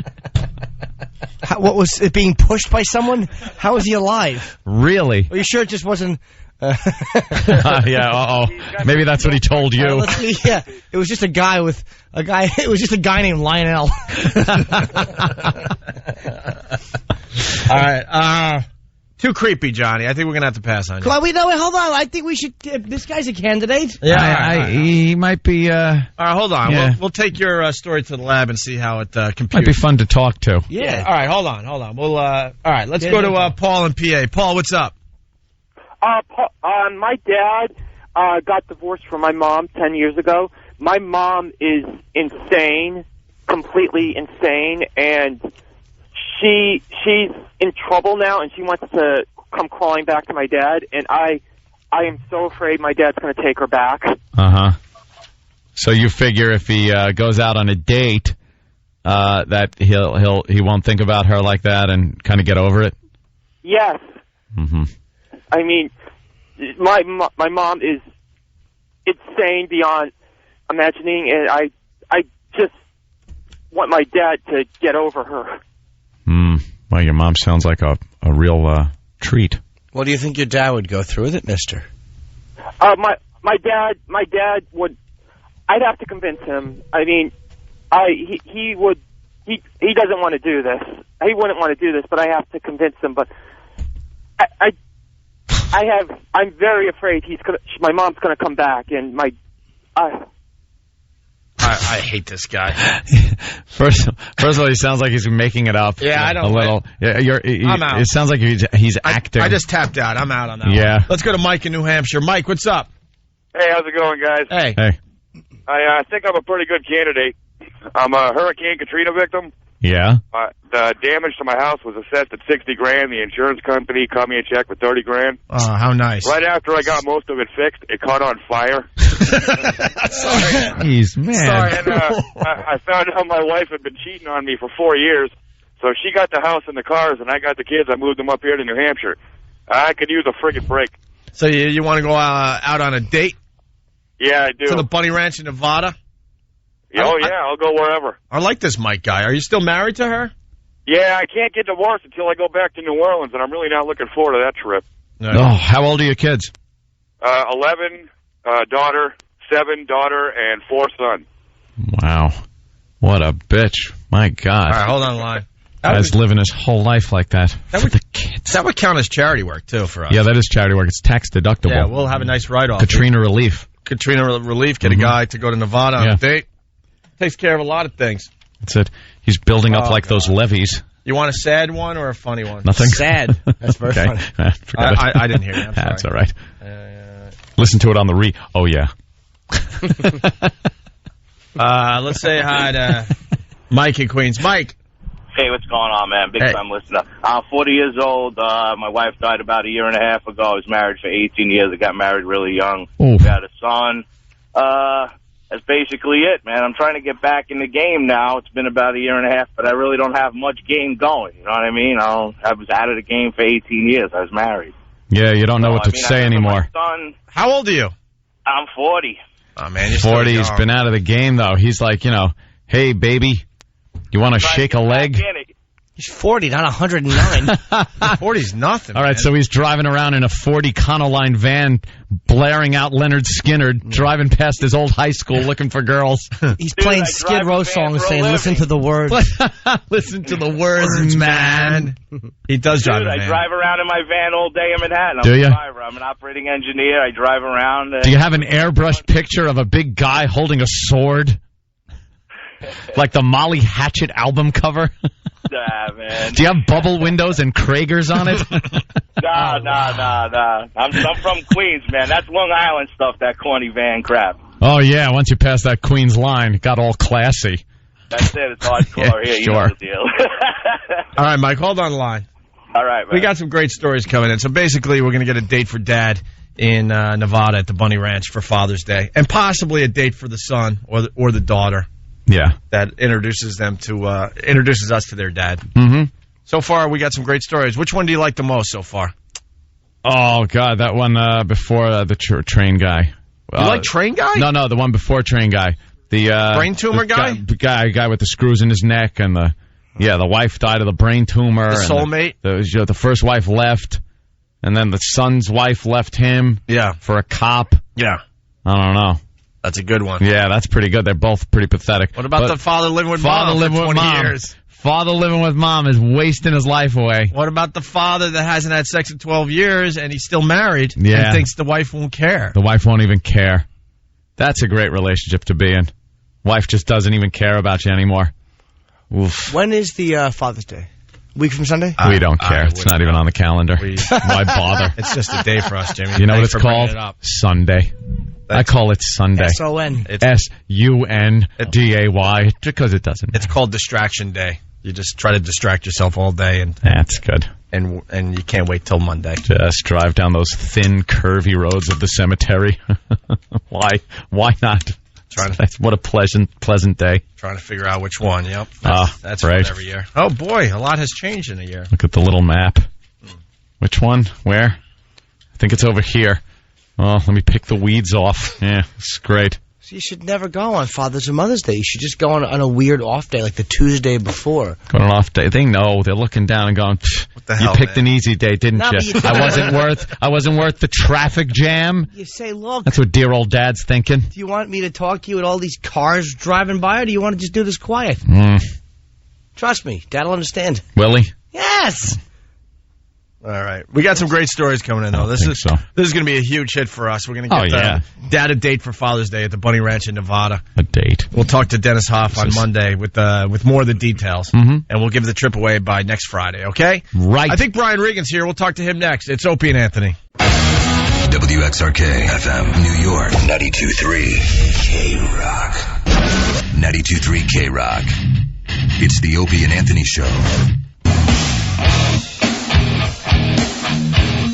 Brian Regan on his way into the studio. Chuck Liddell coming up in about, 20 minutes or so. Nicole Richie calling. Got a busy show today. It's Opie and Anthony. And, Jimmy, what do we got? What's that Jones Beach thing again? Tomorrow, you have to tune in. There's a special announcement about a ticket special for the Jones Beach show only. Right now, there's a deal on mezzanine tickets. You can get 4 for $69. The show is obviously June 16th, which is, I think, a week from... 9 days out. Yeah, this Week Saturday. from Saturday, Ooh. yeah. It's brought to you by Bud Light. Always worth it. And, tune in tomorrow for this ticket special for Jones Beach only. It's our comedy show, and you can get all the info at Virus Tour, one word, on MySpace, okay?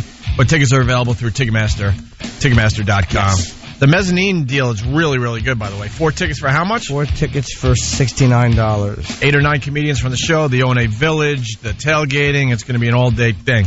That's actually cheaper than 3 are supposed to be. They're usually $26 a piece. So 4 are supposed to cost you over $100. Yeah. A bargain. All right, we got Bear back on the show. Bear, you there? Yeah, I'm here. What's up? All right, and we got your wife, Louise? Louise, I mean? Yeah, I'm here. Wow. Wait. Hi, Louise. Louise? Yeah. Bear? Yeah. Okay. Kind of sound like the same person. All right, so we got Bear and Louise on the phones here at the same time. Yep. Hey, Bear, did he explain what's going on to your wife? Not really. I didn't go into details. Told not to. So. Good. Hey, Louise. Yeah. You know why we called you? What? Do you know why we called you? No, not really. He woke me up out of a dead sleep. I don't know what the hell's going on. How many kids you guys got? 4. 4? Yeah. Twins that are what, 12? 12, 15, 17. Got your hands full, do you? I'm sorry? Got your hands full, do you? Hey, can we start over? Never mind. Hands flew. Well, go ahead. Do you guys have a pretty active, Louise, do you guys have a pretty active, physical, sexual, Is the relationship still passionate? Yeah. No. No? Why not? What's the problem? No interest whatsoever. 4 kids, a big house, I work, I can't be bothered. Wow. Now, Louise, I got to be honest with you. Are you in love with your husband? I wouldn't say love, but, we're living like everybody else does. Who can say? Well, no, it's really... See, Louise, it really isn't like everybody else does. Well, it's probably more common than you think, though. Yeah, but it really... I know it is. It seems like... you do understand that men do have certain needs, right? Of course. Yeah, and you're not giving your man those needs. You can get needs wherever you can find needs. But this is nice. I'm stunned at this. Now, Bear, does this kind of upset you a little bit that your wife really doesn't care much about what you do or whether you live or die from the sound of it?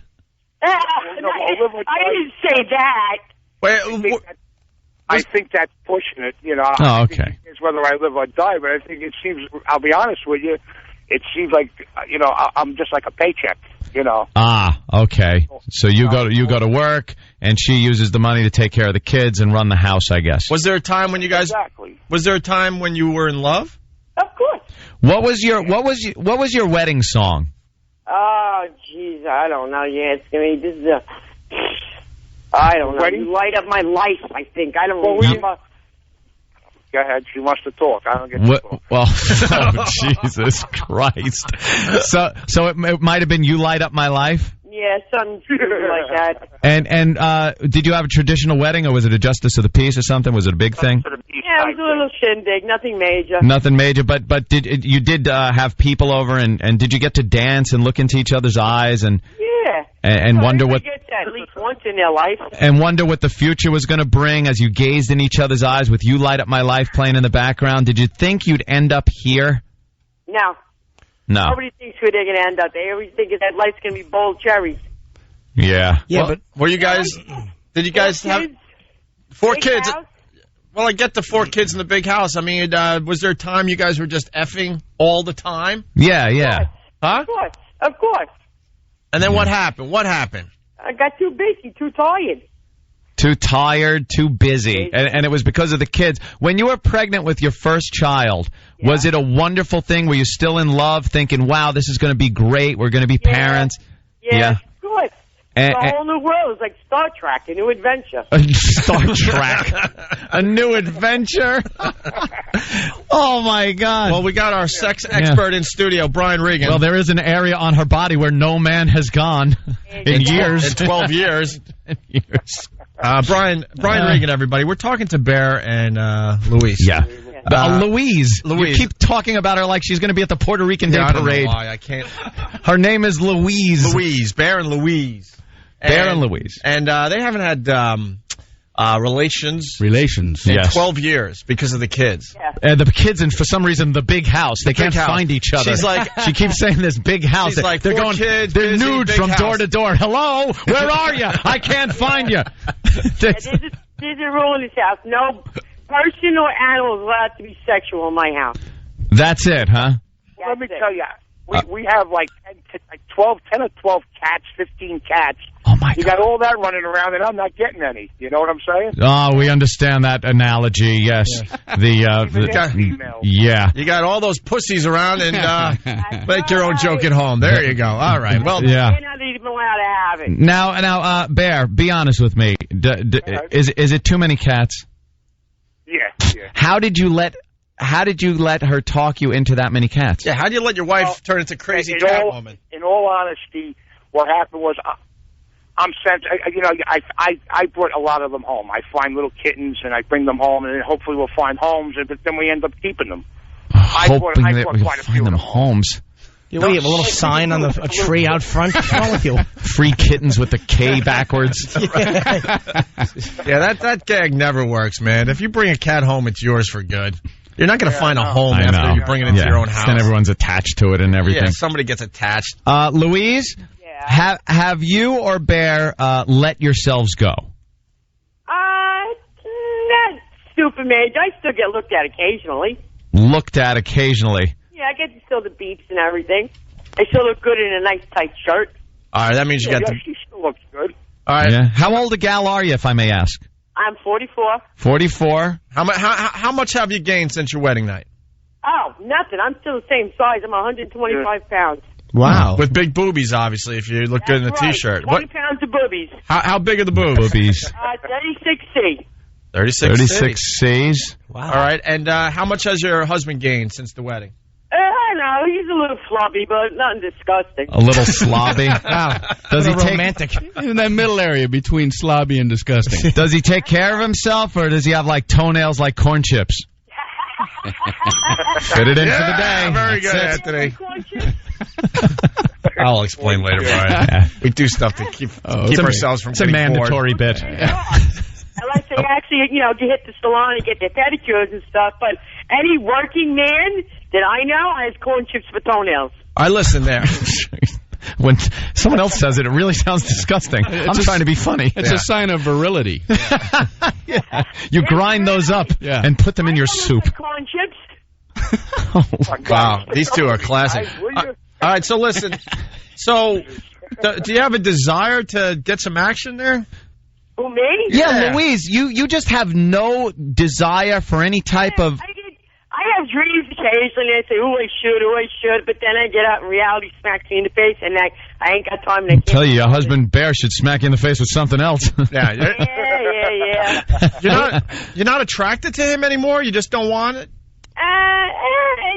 It's none in it. Hey, listen, after the first 2 years, it's easy. You get no desire, no nothing. Do you have fantasies about other men, maybe, like movie stars or something? Of course. Who's like a guy that you have this sexual fantasy about? Nobody in particular. Oh, that means it's a neighbor or a friend or someone that they both know. It's probably Denzel Washington, Wesley Snipes. I don't know. I'll see a nice-looking guy in the street. A couple days later, he'll pop in my head when I'm sleeping. Do you take care of things? I'm sorry? You take care of yourself? Yeah. Yeah, Huh? not like that, no. No, she don't like that. So you've been completely asexual for years. Yes, I have. Wow. And it doesn't bother you in the least. Hey, Bear, what do you... About me, fellas. I thought this was about Father's Day. Well, it is. That's why we're working it up. We're trying to see how pathetic you actually are. Yeah. And on the pathetic scale, you're ringing the bell, sir. Oh, you sure are. Bear, so do you... I guess you take care of things, right? Oh, definitely. Are you getting any on the side? Might as well admit it to your wife live on our show.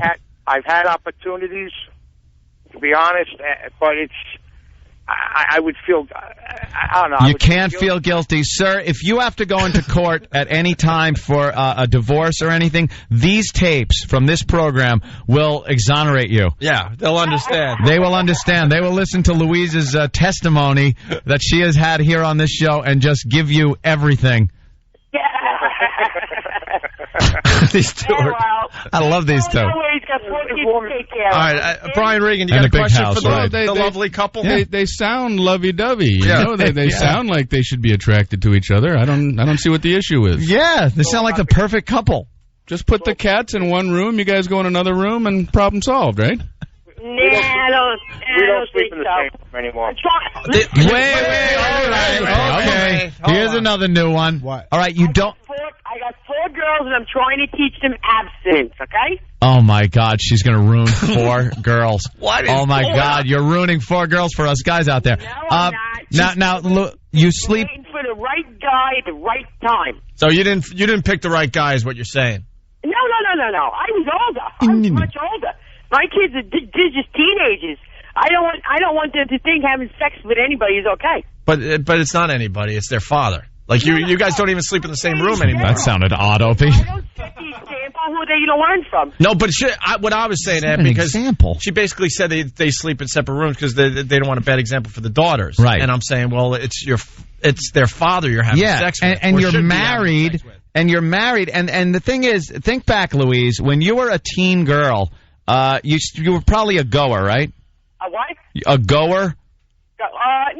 No, I was a really good girl. My first boyfriend I had when I was 15. We didn't have sex till we were 18, and I wound up marrying him. Oh. Oh, no wonder you're a mess. Is this your first... Have you slept with only one guy in your life? 3, actually, my whole life. Well, what happened? Wait, what happened? How did that work? If you hooked up A lost weekend somewhere. The math isn't working. Yeah, you hooked up with Bear. You had sex with him, and then you got married. Where did the other two guys come in? Second marriage, I bet. Oh, no, that was between him. That was my first husband, one man, and then him. Oh, okay. So you had a boyfriend when you were 15. At 18, you had sex with that boyfriend. You broke up with him. No. That one I wanted to marry him. So that's another husband. He was married once before. Yeah. Oh, okay. Right. Oh. I mean, 12 years. We broke up. It was a couple months, and I had one man, and then I met Bear. Oh, so Bear, these aren't all your kids? You know, they are. Oh. They're my kids. You didn't have any kids with the other guy, right? No, I didn't. Lucky him. He goes, they better be my kids. Let me tell you, my father's from Hungary. He was very strict. He taught me good morals. Good morals? He ruined you, and you're ruining your daughters. Well, you know... Yeah. All right, well... Nah. I know, I love her. You have a 17-year-old daughter you want to have sex? No, Yes. No. Well... Hey, listen, so it sounds like you're not attracted to Bear in any way anymore. Well, I mean, do you know people who've been together almost 17, 18 years, they're still having sex with each other? I know many couples that don't. I know people that do. Sure. There are people works that do both and ways. people that don't. Yeah. All right. Friends of mine. Well, why don't we explain what's going on here? Father's Day right around the corner. What are the girls getting for Dad this year? I'm sorry? What are the girls getting for Dad this year? Father's Day. I'm not exactly sure. We'll probably take a trip down to the shore, maybe spend a day at Great Adventure or something. What do they usually get him for Father's Day? The same old? We try to do something a little different. Yeah, you know, like have sex? That's different. Nah, but you know what? If I had the money, I'd give him a certificate. He can knock himself out. Wow. All right, well, that's why we're calling you. Well, Anthony, why don't you explain what's going on? All right. Well, Louise, we spoke to Bear earlier. He kind of let us in on a little bit of this story. You've obviously enlightened us with a lot more detail. But we're having a little contest, kind of promotion, little Father's Day giveaway thing we want to do. And Bear seems really perfect for this. We want to send Bear out to Las Vegas, Nevada, to a place called the Bunny Ranch. Right. Where he will go out on a date with one of the lovely ladies of the Bunny Ranch. And this date, you know, they could go out to dinner, they can go to a casino, they could do whatever they want. He could take his and put it if he wants to.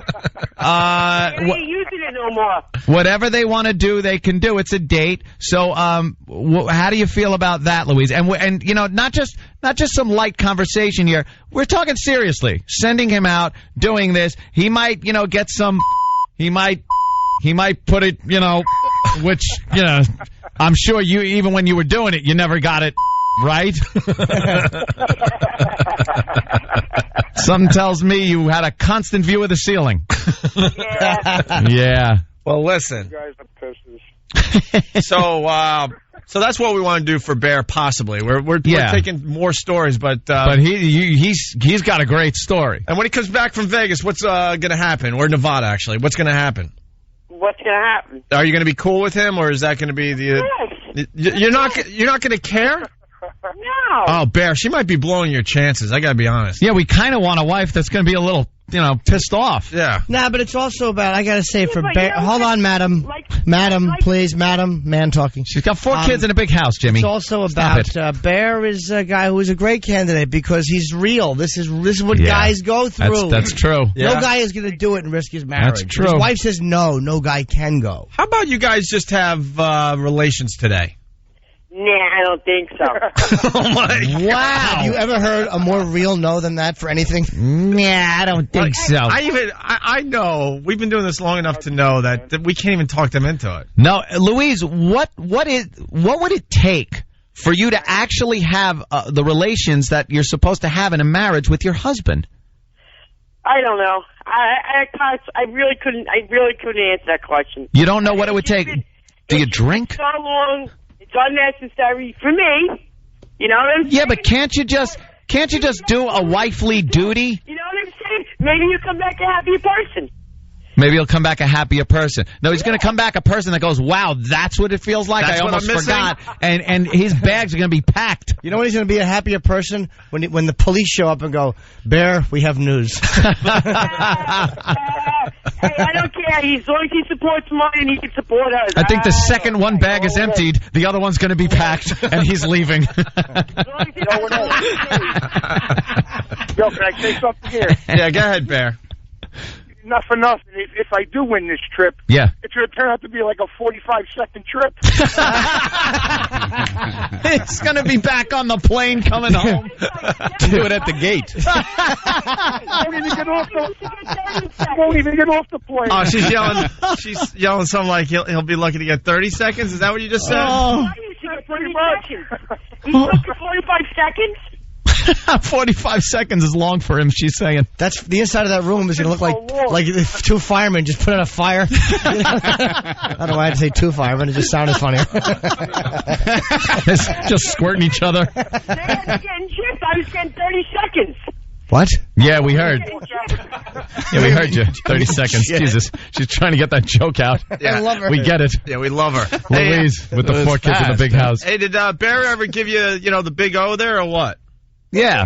Were you ever satisfied with Bear? Yeah? Because it kind of sounds like maybe Bear wasn't as good, and because if it was really good, you would want to do it, right? No man is as good as they think they are. Oh boy. Oh, Bear. All right, don't. See what I'm dealing with. How do you know? You won't all use lawyers. All think he's the best.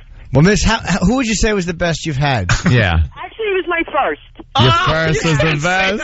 Oh, poor Bear. Not only did she say it, she All right, I'm back belted it on. out. She meant it with everything. Every other answer was, well, and that one was number one.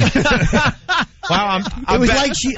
I'm back in with Bear. Now we got to send it to Nevada. But it was like she had been waiting for 20 years for someone to just ask. Please, someone ask me. Thank God someone finally asked me. I've never heard a person readier with an answer. Wow. Hey, and who was more well endowed? Oh, well endowed. I can't lie, Timmy, Bear, whatever you want to call him. Bear? Yeah. Yeah. All right. But who's better with kitty cats? Yeah. Kitty cats, me. Who scratches them under the chin and makes them stick their head out, and you go under their chin? I'm the pussy lady. No, you're not. No, you're not. You got to get another title. Let me tell you something. I am brand new. My GYN tells me I am like a brand new little girl. Okay? What does your gynecologist do? Just attack you with a leaf blower? What do you mean? I'm sorry? Apparently, there's no wreckage or something. No damage done. What he says? You're fine and dandy. Yeah, I'm good to go. Good. Well, you don't. Yeah. Are you planning on getting some action soon from something or somebody? No, actually, I'm not. I'm too busy with my kids and my ass. And the big house. You don't care though. You don't care if you ever have sex again. Nah, it's not on my top 10 now. Wait, Miss, your kids are 17, two 12-year-old twins, and how old is the other one? 15. All right, so they all go to school. What do you do? Like when they leave for school, do you still run around going, my kids, and just setting things up? What do you do when they're gone at school? When they're not in school? No, when they are in school. Yeah, what do you... When they are in school, like I said, at work, I get a big house to take care of, a lot of animals to take care of. I keep occupied. She has brought so much things into her life that she doesn't have to have any kind of relationship with the husband. Basically, yeah, but it's not derogatory towards him. You know what I mean? It's not a knock or anything. It's just kind of is. Kind of is a little bit. A little bit. Right. Derogatory. A little derogatory. A little bit. Wait a minute. I got to know. Who is the second best? Yeah, who is the second best guy you've ever been with? Better answer this one right. the guy before Timmy. Are you kidding? The guy before Bear. Right, but Bear's in the top 3, right? All right, Bear. Hey, Bear, you won the bronze. Good. You placed. All right, Bear. Win, place, or show. You placed. If we played him across the board, we'd be cashing a winning ticket. You'd be cashing in. Yo, fellas. Yes. Fellas. Yeah. Yo, Well, no, when you answered that question, I was afraid you were going to say the guy in the bus station. Bear, you have no position to talk. You're the worst lay that poor woman has ever had. You drove her away from sex. Yeah, like that's what's going on here. Bear, it sounds like you didn't know how to do it right, and she's like, I'd rather not. Hey, Louise. Let me see. I got four. Yeah, we understand the biological part of it worked, but that could be done with a turkey baster. Louise, if I could ask you a question. Did Bear take care of you in other ways than the conventional we're making babies version of relations? Of course. In the early years. In the early years, he would do other things to make you feel good. I'll do it right now. What early years? I'll do it right now. Oh, see? Bear's willing. You understand, Louise? Do you hear it in Bear's voice? He kind of wants... He's kind of begging. ...to do this, but... Yeah, kind of begging. He's kind of begging. But you are so dead set against this. What's the longest Bear lasted? Oh, jeez. I don't remember.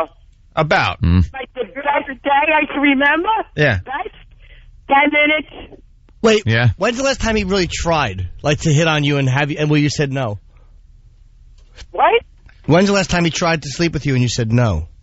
It's after the twins, maybe 3 months later when they're screaming and crying, and then I get the other one whinging at me like, you gotta be kidding, get away. So we're talking like 1995? Yeah? Yeah. Jesus. All right. Well, we got to let them. Oh, yeah. I've tried since then. You get your hands now, get your hands off me. Blah, blah, blah. So you play a little grab ass, and she goes, get out of here. Exactly. Why don't you guys just get divorced? Why? No. Why? What's the point? So Bear could get some, We still have things in common, and we do what we can. Yeah, but see, Bear told us, he's had opportunities, but he feels guilty. But I'm thinking if you guys were divorced, he wouldn't feel guilty anymore, and then he would be satisfied as far as that part of his life goes. What do you have in common besides the fact that neither one of you likes penis? Yeah, what is it? What is it that you guys share? I'm best friends with my penis. See, she just laughs. What are you talking about? I'm not friends with my penis. What, every night. Louise, what is it that you guys share in this marriage that keeps you a married couple, that you're not just roommates, that you enjoy each other's company with? Well, besides the kids, we have mutual friends. We have a good time. We go out occasionally when we can. Not that good of a time. I don't know. Just everyday stupid stuff. Everyday stupid stuff. Listen, they're just like pals. We got a break. We got Brian Regan in studio. We got Chuck Liddell. He's coming in a second. We got Nicole Richie calling in. We got to do all this in like 20 minutes. Yeah. It's getting a little crazy. Hey, I think we're going to have to talk to you guys a little more tomorrow or Monday. But Bear is definitely the leading candidate to go out to the Bunny Ranch in Nevada and get some dating in for Father's Day. Yep. What did Louise say about that? She doesn't care. She's fine with it? Yeah. She'll drive him to the airport. What's that, Louise? What did you do for Mother's Day? Did you hook up any women for Mother's Day? We would be happy to. What would we do for someone like you, let's say? No, something that you just couldn't turn down. Like what? Like something that I dream about. What do you dream about? Big, tall, tan, tattooed. Just something you never want to let go of. Bear, get a tattoo. She is so emasculating. I love it. Her voice is deeper than her husband's, and she's completely emasculating. I love it. She's fantastic. I love this broad. All right, you two. Listen, they call it a Bunny Ranch for the men. What is it called for the women? All right, we're going to have to figure it out. We might have to, take care of you, too. Yeah. All right. Guys, you guys been great. We got to go for now. Kenny, you got a problem with me going to the ranch? No problem at all with you going to the ranch. An actual ranch. I think she thinks it's like a horse ranch. Yeah, we go riding. Hey, ride. She was asking Bear, whose real name is Jimmy. Bear, do you have a problem that she went there? Went where? Went and did what you want to do. To the Bunny Ranch with you? Or somewhere else. You might be enlightened. The two of you might actually, if she watches you go out on this date, maybe that'll kind of get you where you kind of rejuvenate yourselves and think, wow, this will kind of get our juices flowing again. At this point, I'm open to anything. Yeah, unfortunately, your wife isn't. All right, listen. Listen, we're killing ourselves. We got to take a break. Yeah. All right, Bear and Louise again. Louise. I don't know why I keep saying that. Louise Guzman. We'll be in touch. We'll call you guys back soon. Okay. Yeah. All right, guys. All right, Bear is All right. definitely the leading candidate Take it easy. for the date at the Bunny Ranch in Nevada for Father's Day. Damn, I love those two. Yeah, Brian Regan in studio, Chuck Liddell in the green room, Nicole Richie getting ready to call. It's going to get crazy for the next 15 minutes. Stay there. It's Opie and Anthony. Opie and Anthony. 92.3 K-Rock. 92.3 K-Rock. 3. It's the Opie and Anthony Show. 0.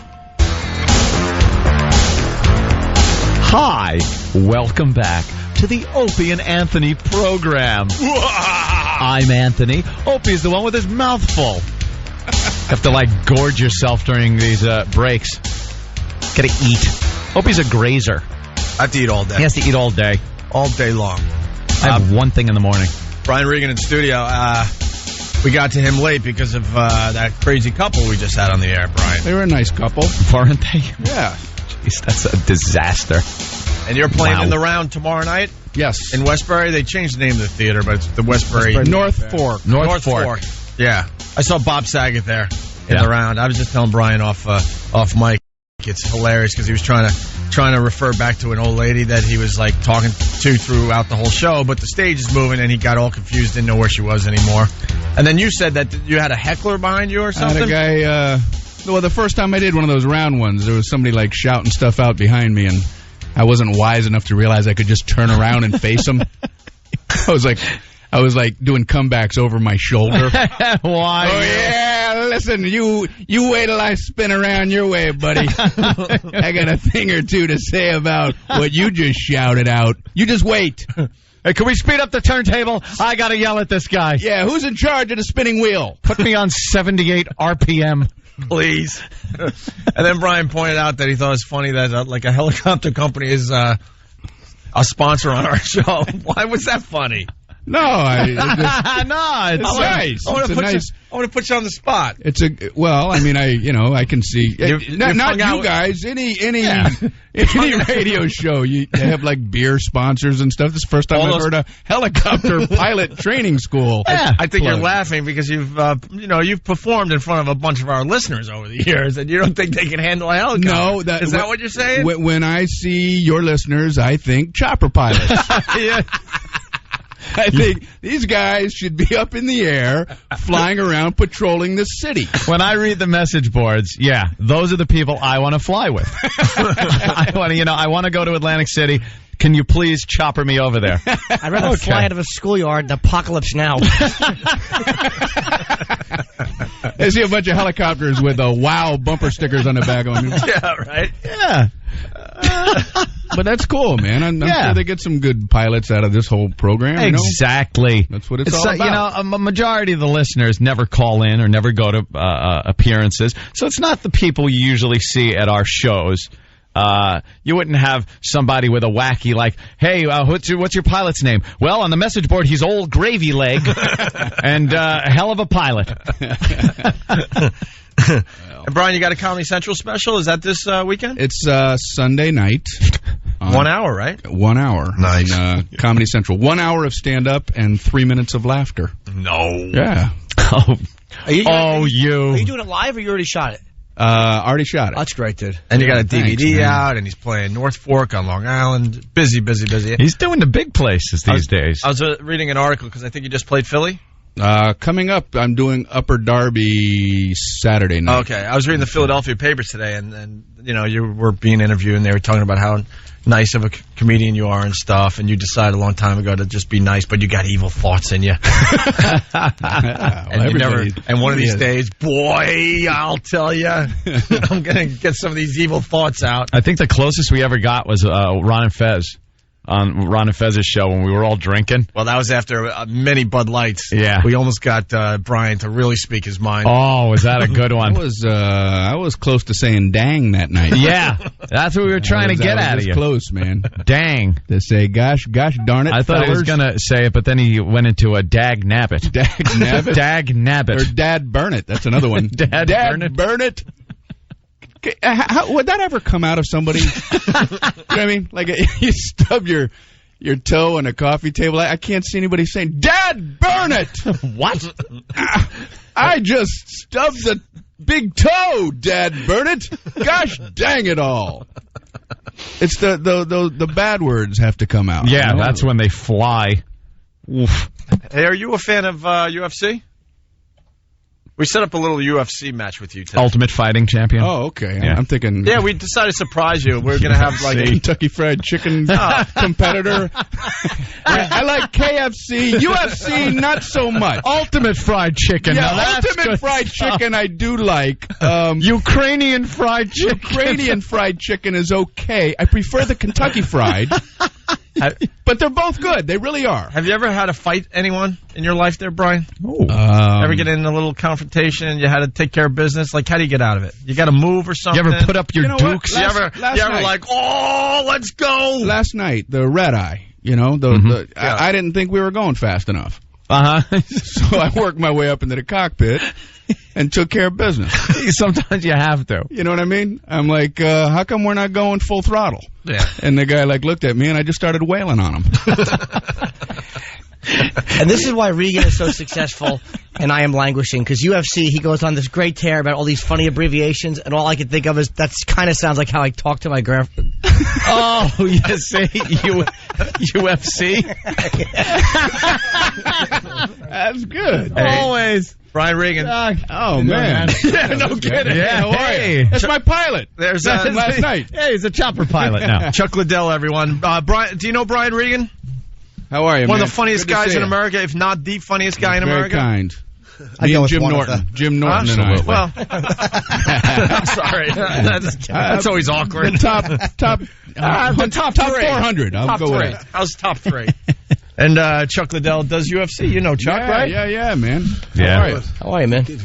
We were rooting for you as far as that last fight goes. Oh, yeah. You take out 2 of the bastards that had beaten you before, and the third guy comes in there, and wow. Caught me. Ooh, did he catch you? We were watching the we were watching the video, and man, you got tagged, and I can't even imagine what that must have felt like. I've seen you take shots and just shake them off, but that one really just put you on the mat.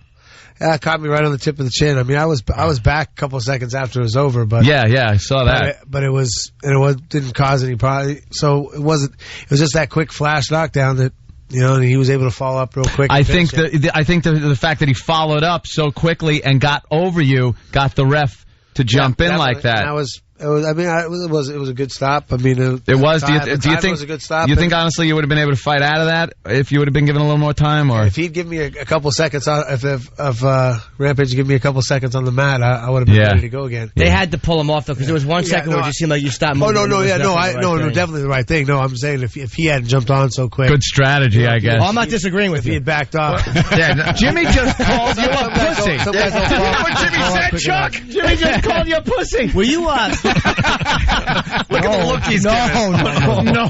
I can't believe you said that, Jimmy. Jimmy's one of your biggest fans. I love Chuck, man. Chuck just gave a look that was beyond real, so let's I wouldn't know. I was looking at Anthony's knees. The temperature dropped 20 degrees on that look. Oh, my God, did it. Do you, when did you realize, I wondered this, because, it seemed like you, looked up and actually said, what happened? When someone catches you like that, all of a sudden, it's very sudden. No, I knew what happened you did know when I got up. Like I said, it's one of those flash knockdown kind of things, and You went in kind of low. You went in for some body shots, and as you pulled back, did you see it coming? And did you say to yourself, "Oh crap, I left myself kind of open here"? No, but that is I was throwing something that my trainers told me not to throw for a long time. Oh Jesus, no! And it's one of those things. This is why, and that was why you get caught. You're open for that. What was it hook. It's just open lead with a body hook. I mean, I have a bad tendency to do it, and your trainers told me every time I do it not to do it, and I've gotten away with it in the past, and this time I didn't. So maybe listen a little harder. What's your first thought when you come? Yeah. What's the first thought in your head when you come to after a hit like that? I was. Do you know where you are? Well, I did. Yeah, I knew. So right away you wake up. Well, they wouldn't. My trainer wouldn't even let him interview me if I didn't. He walked up. The first thing he asked me, walked up and said, "Where are you?" Yeah. Where he asked me a few questions to make sure I knew where I was. I knew what was going on. Otherwise, he wouldn't even let him interview me after the fight. Right. He would have walked me out of the ring and not let me talk. You ever get hit so hard you wake up and you're like, wow, what's going on here? Like, to get really confused? He usually looks at people that have that thought and feeling going on in their head. Do you like this? Is what I want. I was kind of like what Oprah was saying. I was thinking like when you like something like that happens, like all right, the championship has changed hands. Do you realize the magnitude of that at the moment, or are you like later kind of quiet in your room going, God damn it? Like, does it hit you later? I think it hits you. It hits you right away, and then hits you more later. You kind of start going through what's gone on, what you've lost or whatever. It looked like such, it just gets it. You're almost there. Yeah, I was almost where I wanted to be.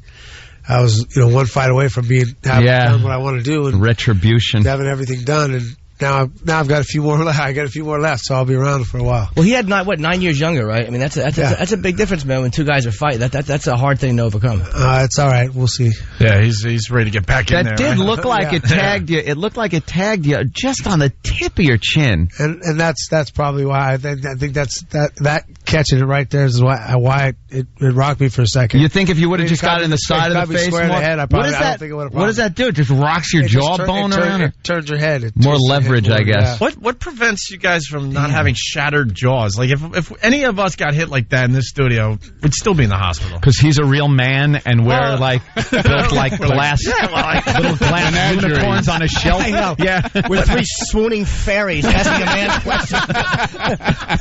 What's it like to have muscles? Chuck, we said it before you got here. You're one of the only guys that comes in here that we're like intimidated in front of. I mean, I think you're the only one that has come in that we're like, oh my God, just don't say the wrong thing.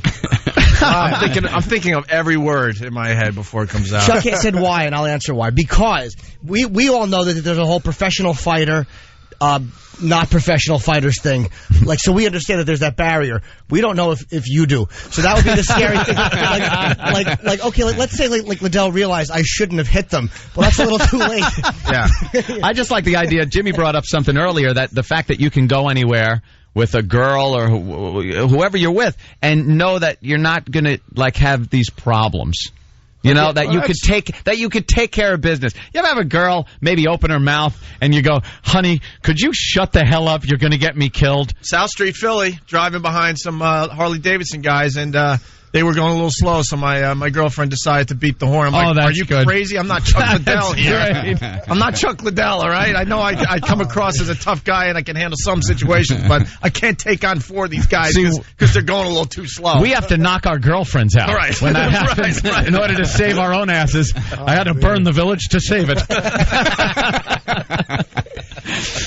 Was he? What do you think of I watched Crow Cop get and it seems like with you guys, man, the fights don't last long because there's so many weapons. One mistake is unsurvivable. Like with boxers, they can tie each other up. You guys don't have that luxury. Yeah, I mean, you make that mistake, it's over. I mean, if I had an 8 count, I would have been back on my fight again. It would have been just fine. You guys are making boxing look like such an old sport now. We had a whole discussion about this the other day. It's like it's really hard to watch boxing when you get into the UFC stuff. It's really hard. Yeah. Oh, yeah. And you're making curling look ridiculous. It's just so much more exciting and action-packed. And, I guess, unfortunately, that's kind of what got you in that last match. I'm certain you'll be back. We get a rematch. I think they got me fighting someone else before that. But, hopefully fight in September, October, and then I'll rematch too. You fight every 3 or 4 months? 4 months? 3 or 4 months, yeah. You're not afraid of guys like the Pride guys, like Crow Cop came over, and it was Fedorov is what? Is he undefeated, Fedorov, sorry. Is he undefeated or no? I think so. He's like the only guy. Are you afraid of him, or you're not afraid of any of those guys? I'm not afraid of anybody. I'll fight anybody. They want me to fight, I'll fight. So you can ring with anybody. Yeah, I got a shot with everybody. So I have such a short list of people I would fight. Such a short list. He's like, anybody with 2 legs. I wouldn't want to be in a bar and go up to him and say, I think I'm next on the pool table, and then have him. His next line is, I'm not afraid of anybody. All right, you know what? Why don't you play the next game? Here's some quarters. Take my quarter. You try to nod your head towards the chalkboard with your name on it. I mean, technically I'm next, but, I don't mind. Hey, we got Nicole Richie on the line here. Nicole. Oh.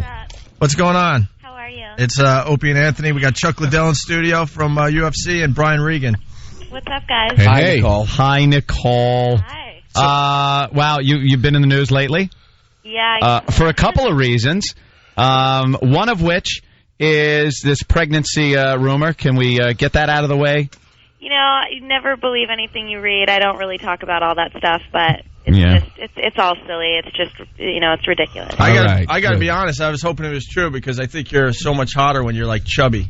Thanks. Opie. But you're so much hotter when you're chubby too. Never believe anything you read. So Lincoln was not the president. No. Okay. He defeated Truman? Now, another thing, of course, the Paris Hilton thing where she's in jail. You spent a lot of time with her filming your TV show. Simple Life. And what do you think? Any opinion on that? Or it's obviously unfortunate, and I'm really proud of her for taking responsibility and doing what she has to do. Yeah, because there was that falling out. And I'm just, what I'm going on? I feel like an ass even asking you these things because I would read them and go, something? Why would anybody get so deep into these rumor things? And is Paris and Nicole on the outs? Yeah, are they on the outs? We'll tell you later. And I really wouldn't care. But since she's in jail, you're a little happy about it? No, I'm not. No, okay. How was it calling out Perez Hilton? Because I personally don't like that type of crap site, and they said you really had a problem with him or her, whatever Perez is. You know what? I think that's more... I don't necessarily have a problem with him. I don't even know him. I think that he likes to think that he has these enemies, and, I could care less about him. So, it's more like I don't care, and he feels like he has some sort of rivalry with me. But, I really don't pay attention to people that just sit in front of a computer all day and are obsessed with other people's lives. I think it's a little bit pathetic. What's the most hurtful rumor about you that you saw that you're like, ugh, that one sucks? Any rumor that I have an eating disorder or anything like that, because it's just not true, and I don't want to send out the wrong message. Yeah.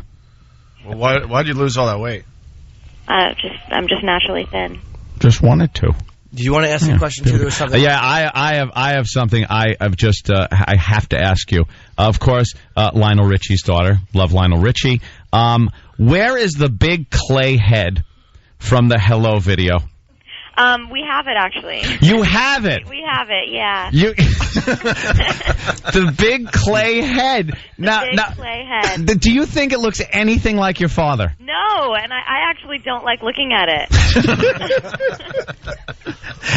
And who made it? Did that blind girl actually make it? Because I would only say a blind girl could have made that because it looks nothing like him. I don't think she made it, and she's actually not blind. I actually not recently, but about 5 years ago, recognized her. I saw her in a commercial, like a Burger King commercial or something, and I was like, is that the same girl that was in That's the one that video? Made your head, or supposedly made the head. Where do you keep it? That's not a good compliment for an artist to ask, are you blind? Where do you keep the head? Where does your dad keep the head? He has like a collection of stuff, so I know that I know I've seen it. I don't know exactly where in the house. I would display it right in the foyer, right when you open the huge doors. When you walk in, yeah, I'm sure your father has this huge entryway. And I would put it in a big glass case, just sitting there like the idol in Indiana Jones. That big clay head with the giant jaw and the hair that looked nothing like his. I think you should actually put it at the gate, so before you oh, that would be good. You're warned, like, this is what you're walking into, Or actually have it tip back and have a red button that he pushes and a secret panel opens up like Batman's house. Or on a post at the foot of the bed, so it's just staring at you all the time while you're sleeping. Exactly. I would love to look at a bust of my own head on the foot of the bed. Nicole, I have been fascinated with the clay head for years. Loves it. Yeah. Does he dance on the ceiling? What? Does he dance on the ceiling? Every night. Every night. Yeah. So what are you promoting? We're running. The Simple Life goes to camp. Simple Life is goes to camp. What is that? Sundays at 10 o'clock. Yes. On E. When do you guys premiere? I'm sorry. It premiered. Oh, is it on it? Okay. Yeah. All right.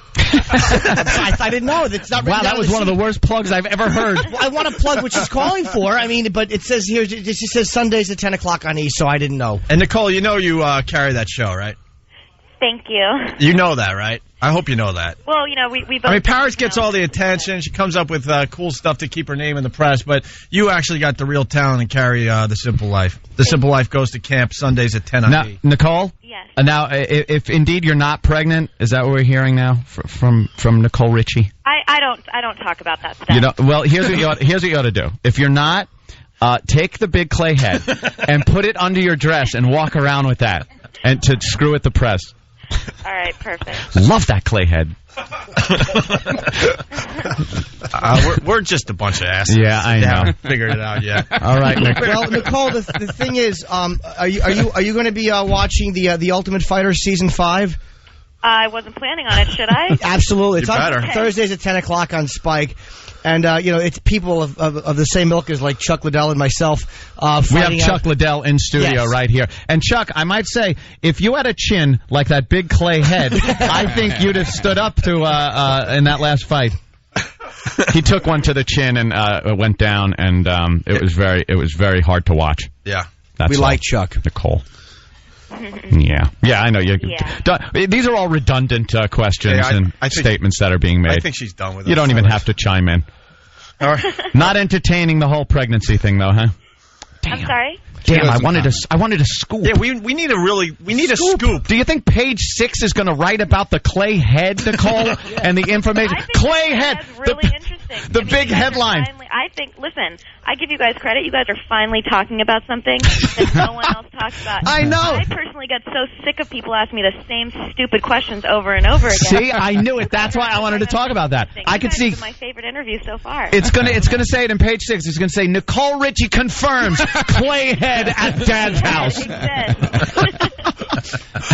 All right, Nicole. Thanks for giving us a call and continued success. All right, you guys. Thanks. Yeah, tell your father I love him and love the head. And keep carrying that show. The Simple Life goes to camp Sundays at 10 on E. If you want, I'll try and get a clay head made of yours. Oh, my God. I would love that. Get me a picture of the clay head. You know what? The sad part is she's not even going to remember us. When I know. Oh, yes, she will. She'll remember us every time she sees that big clay head. Stand out in my head. All right, Nicole. Thank you. All right. Bye, you guys. And we also got to plug. We can't forget to plug a couple of things. We got Liddell here. We got what exactly are you plugging? The Ultimate Fighter. She's nice, Jimmy. Tuesday night fights. You stuttering, muttering. Well, look. You don't want to screw that plug up. No, you don't. Regan's. I don't care if I screw up Regan's. I'll go ahead, Brian. You do it. This one you want to handle properly.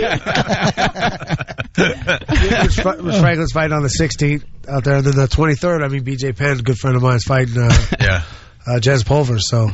Chuck, I don't know. Finale for the show. So I don't know if you want to talk about it, but I got to get into it because it made the press and everything. You might punch me in the face, but that interview where we saw video of it, where you're just like out of it. What was that? We played the audio on our show, and Jimmy laughed. Jimmy laughed really hard while we were playing. I loved it. Hey, when I heard the audio, I laughed too. I didn't. Look, I don't even remember getting all the way home. I mean, I was in California and I was in Dallas. Wow. Yeah, so, I mean... you blacked out through 2 time zones. You know how great that is? And the guy was interviewing you, and he's just like, are you okay? He started like asking if he you was were really okay. worried about you. Yeah, I should have been. It was just a late night out? No, I wasn't out that late. It was, I had taken a sleeping pill, and I was sick. I woke up 3 hours later coughing. I had pneumonia. I actually was in bed for 8 days after that. I was talking to my doctor on the phone. I don't remember talking to him, but he said, I was swearing to him I didn't have a fever. So I'm like, you gotta have a fever. Because it sounds like you got pneumonia. I said, but he came over, he's like, yeah. As soon as he walked in, he's filming me. He's like, yep, you got pneumonia, bro. Fever? You were talking like you had malaria. Yeah. I woke up. I woke up about 3 hours after I taken a sleep pill, and I took NyQuil to try to stop because I couldn't. NyQuil, oh my God! I was stopping coughing. That's a real picker-upper, Chuck. I don't even know why they got me out of bed. I must have. must have been trying not to get up. I mean, I know I didn't want to get up. I know me. I don't like getting up early in the morning anyway, much less after I've been taking sleep pills. So wow, we love that audio though. I want to see the rematch between the sleeping pills and NyQuil because that match. I think NyQuil and sleeping pills won also. Oh yeah, it won that one good. Yeah. But it was actually good. It got me off the road. I was supposed to be on the road for another couple weeks, and who knows, man? Might have killed you. Jesus. I've been sick for probably a month and a half. I mean, 3 weeks before that, Dana told me to go home, get off the road, go to see your doctor. Yeah, wow. And I'm saying, no, I can keep going. I can finish up everything I said I'd do. So, hey, it got to me. I mean, I think the final thing was getting to me was I was doing a 5-city tour, promoting the 300, and it was 8 o'clock in the morning doing radio and stuff till about 1. Then I'd fly somewhere else, do a showing of it, and then supposed to go to sleep. And I don't sleep. I don't get to sleep. I can't sleep early, so by the time I get to sleep, it'll be like 3 or 4 in the morning. They wake me up again at 8. Oh my and start the day all over again. I did that 5 days in a row, and the 5th day, you're shot. I cracked. You like being Chuck Liddell. You can see that it's fun being Liddell, man. That's he's like an undefeated guy. Like you lost a fight, but you're like the same guy you were the last time you came in. It's like that. It's cool to see. It's a fight. I can't wait to fight. I can't wait to fight again. The only difference is I've already started training again. I'm ready to get back in the ring. First thing I want to do when I've lost a fight is I just want to get back in the ring. I mean, every other time I've lost, I've come back and had long streaks of wins. You know, one of our fans is on. I just need one more long streak of wins so I can retire. You know, one of our fans is on the Ultimate Fighter show. Is he still in it? Is he? Yeah, one of the guys that's on Whack Bag. Really? Oh no, he became a helicopter pilot. I swear, I read it. No, a fan of our show. One of our fans was on that show. I'm not sure if he's still on it, but yeah. All right, Tom, we'll get off the air. Tom, yeah, we gotta go. Tom. Chuck's website is IcemanMMA.com. IcemanMMA, which stands for mixedmartialarts.com. And Brian, we want to make sure we take care of you too. I want to plug Chuck's webpage. I want to take my time to make sure Chuck is very happy before he leaves the studio. I want Chuck to be happy. Chuck will be savagely beating Brian tomorrow night at the Westbury Music Fair. Hey, it is in the round. You guys could go UFC. You could do a little UFC comedy thing out there. Brian. This hurts. I got those gloves for you. Oh, really? Yeah. All right, we got to send them out to you. I forgot them. He reminded me to bring them. I'm like, oh, thanks, man. Old Buzzkill is taking a look at us through the other... Buzzkill. Tom, you come in and tell him. Yeah, why don't you... all right. Yeah. Chuck, please knock him out. Please. It'll be the greatest day of our careers. What? How you doing, man? Oh. Could you imagine... Could you imagine get him to sign a paper marks in his knuckles? This is not heading anywhere good. What? I said we could go or I bite him. Yeah, no, that would be great. You punch him, he gets braces marks in his knuckles, and then Chuck gets in trouble because people thought he hit a 12-year-old. Why are you talking to the boss like that? I don't know, because we're still on the air. The second the mics go off, I kiss ass. But Jimmy he has a nice tie on, though, right? He certainly does. You look good, Tom. I don't make fun of Tom at all. Yeah. Absolutely not. Not to his face. Absolutely not. That tie ever slipped through a glory hole? No? Leave Tom alone. He has the entire area of Chelsea hanging off his neck. All right. Enjoy that we'll get off the air. Sorry, Tom. You're out. All right. So, all right. So, the Ultimate Fighter Season 5 is Thursdays at 10 o'clock on Spike. And Regan is tonight. You're going to be in Albany, correct? Albany tonight, North Fork and Westbury tomorrow night, and Comedy Central special Sunday night, right? 10 o'clock. Just one of the greatest stand-ups, really. I mean, absolutely. Great Jim, what a kind thing to say. Thank you so much. I said the greatest. But that's too childlike to go, gee, you're the best. I got to tell him that very nice. Very, very cool. It was awkward the first time. I figured I'd make it awkward the second time. What can I tell you? And ticket special for Jones Beach. We'll announce that tomorrow. Yeah, we're very, very busy. Chuck Liddell, thank you so much. Thanks to Nicole Richie. Thank you to Brian Regan. And we'll see you guys tomorrow. It's Opie and Anthony. And Jimmy Norton.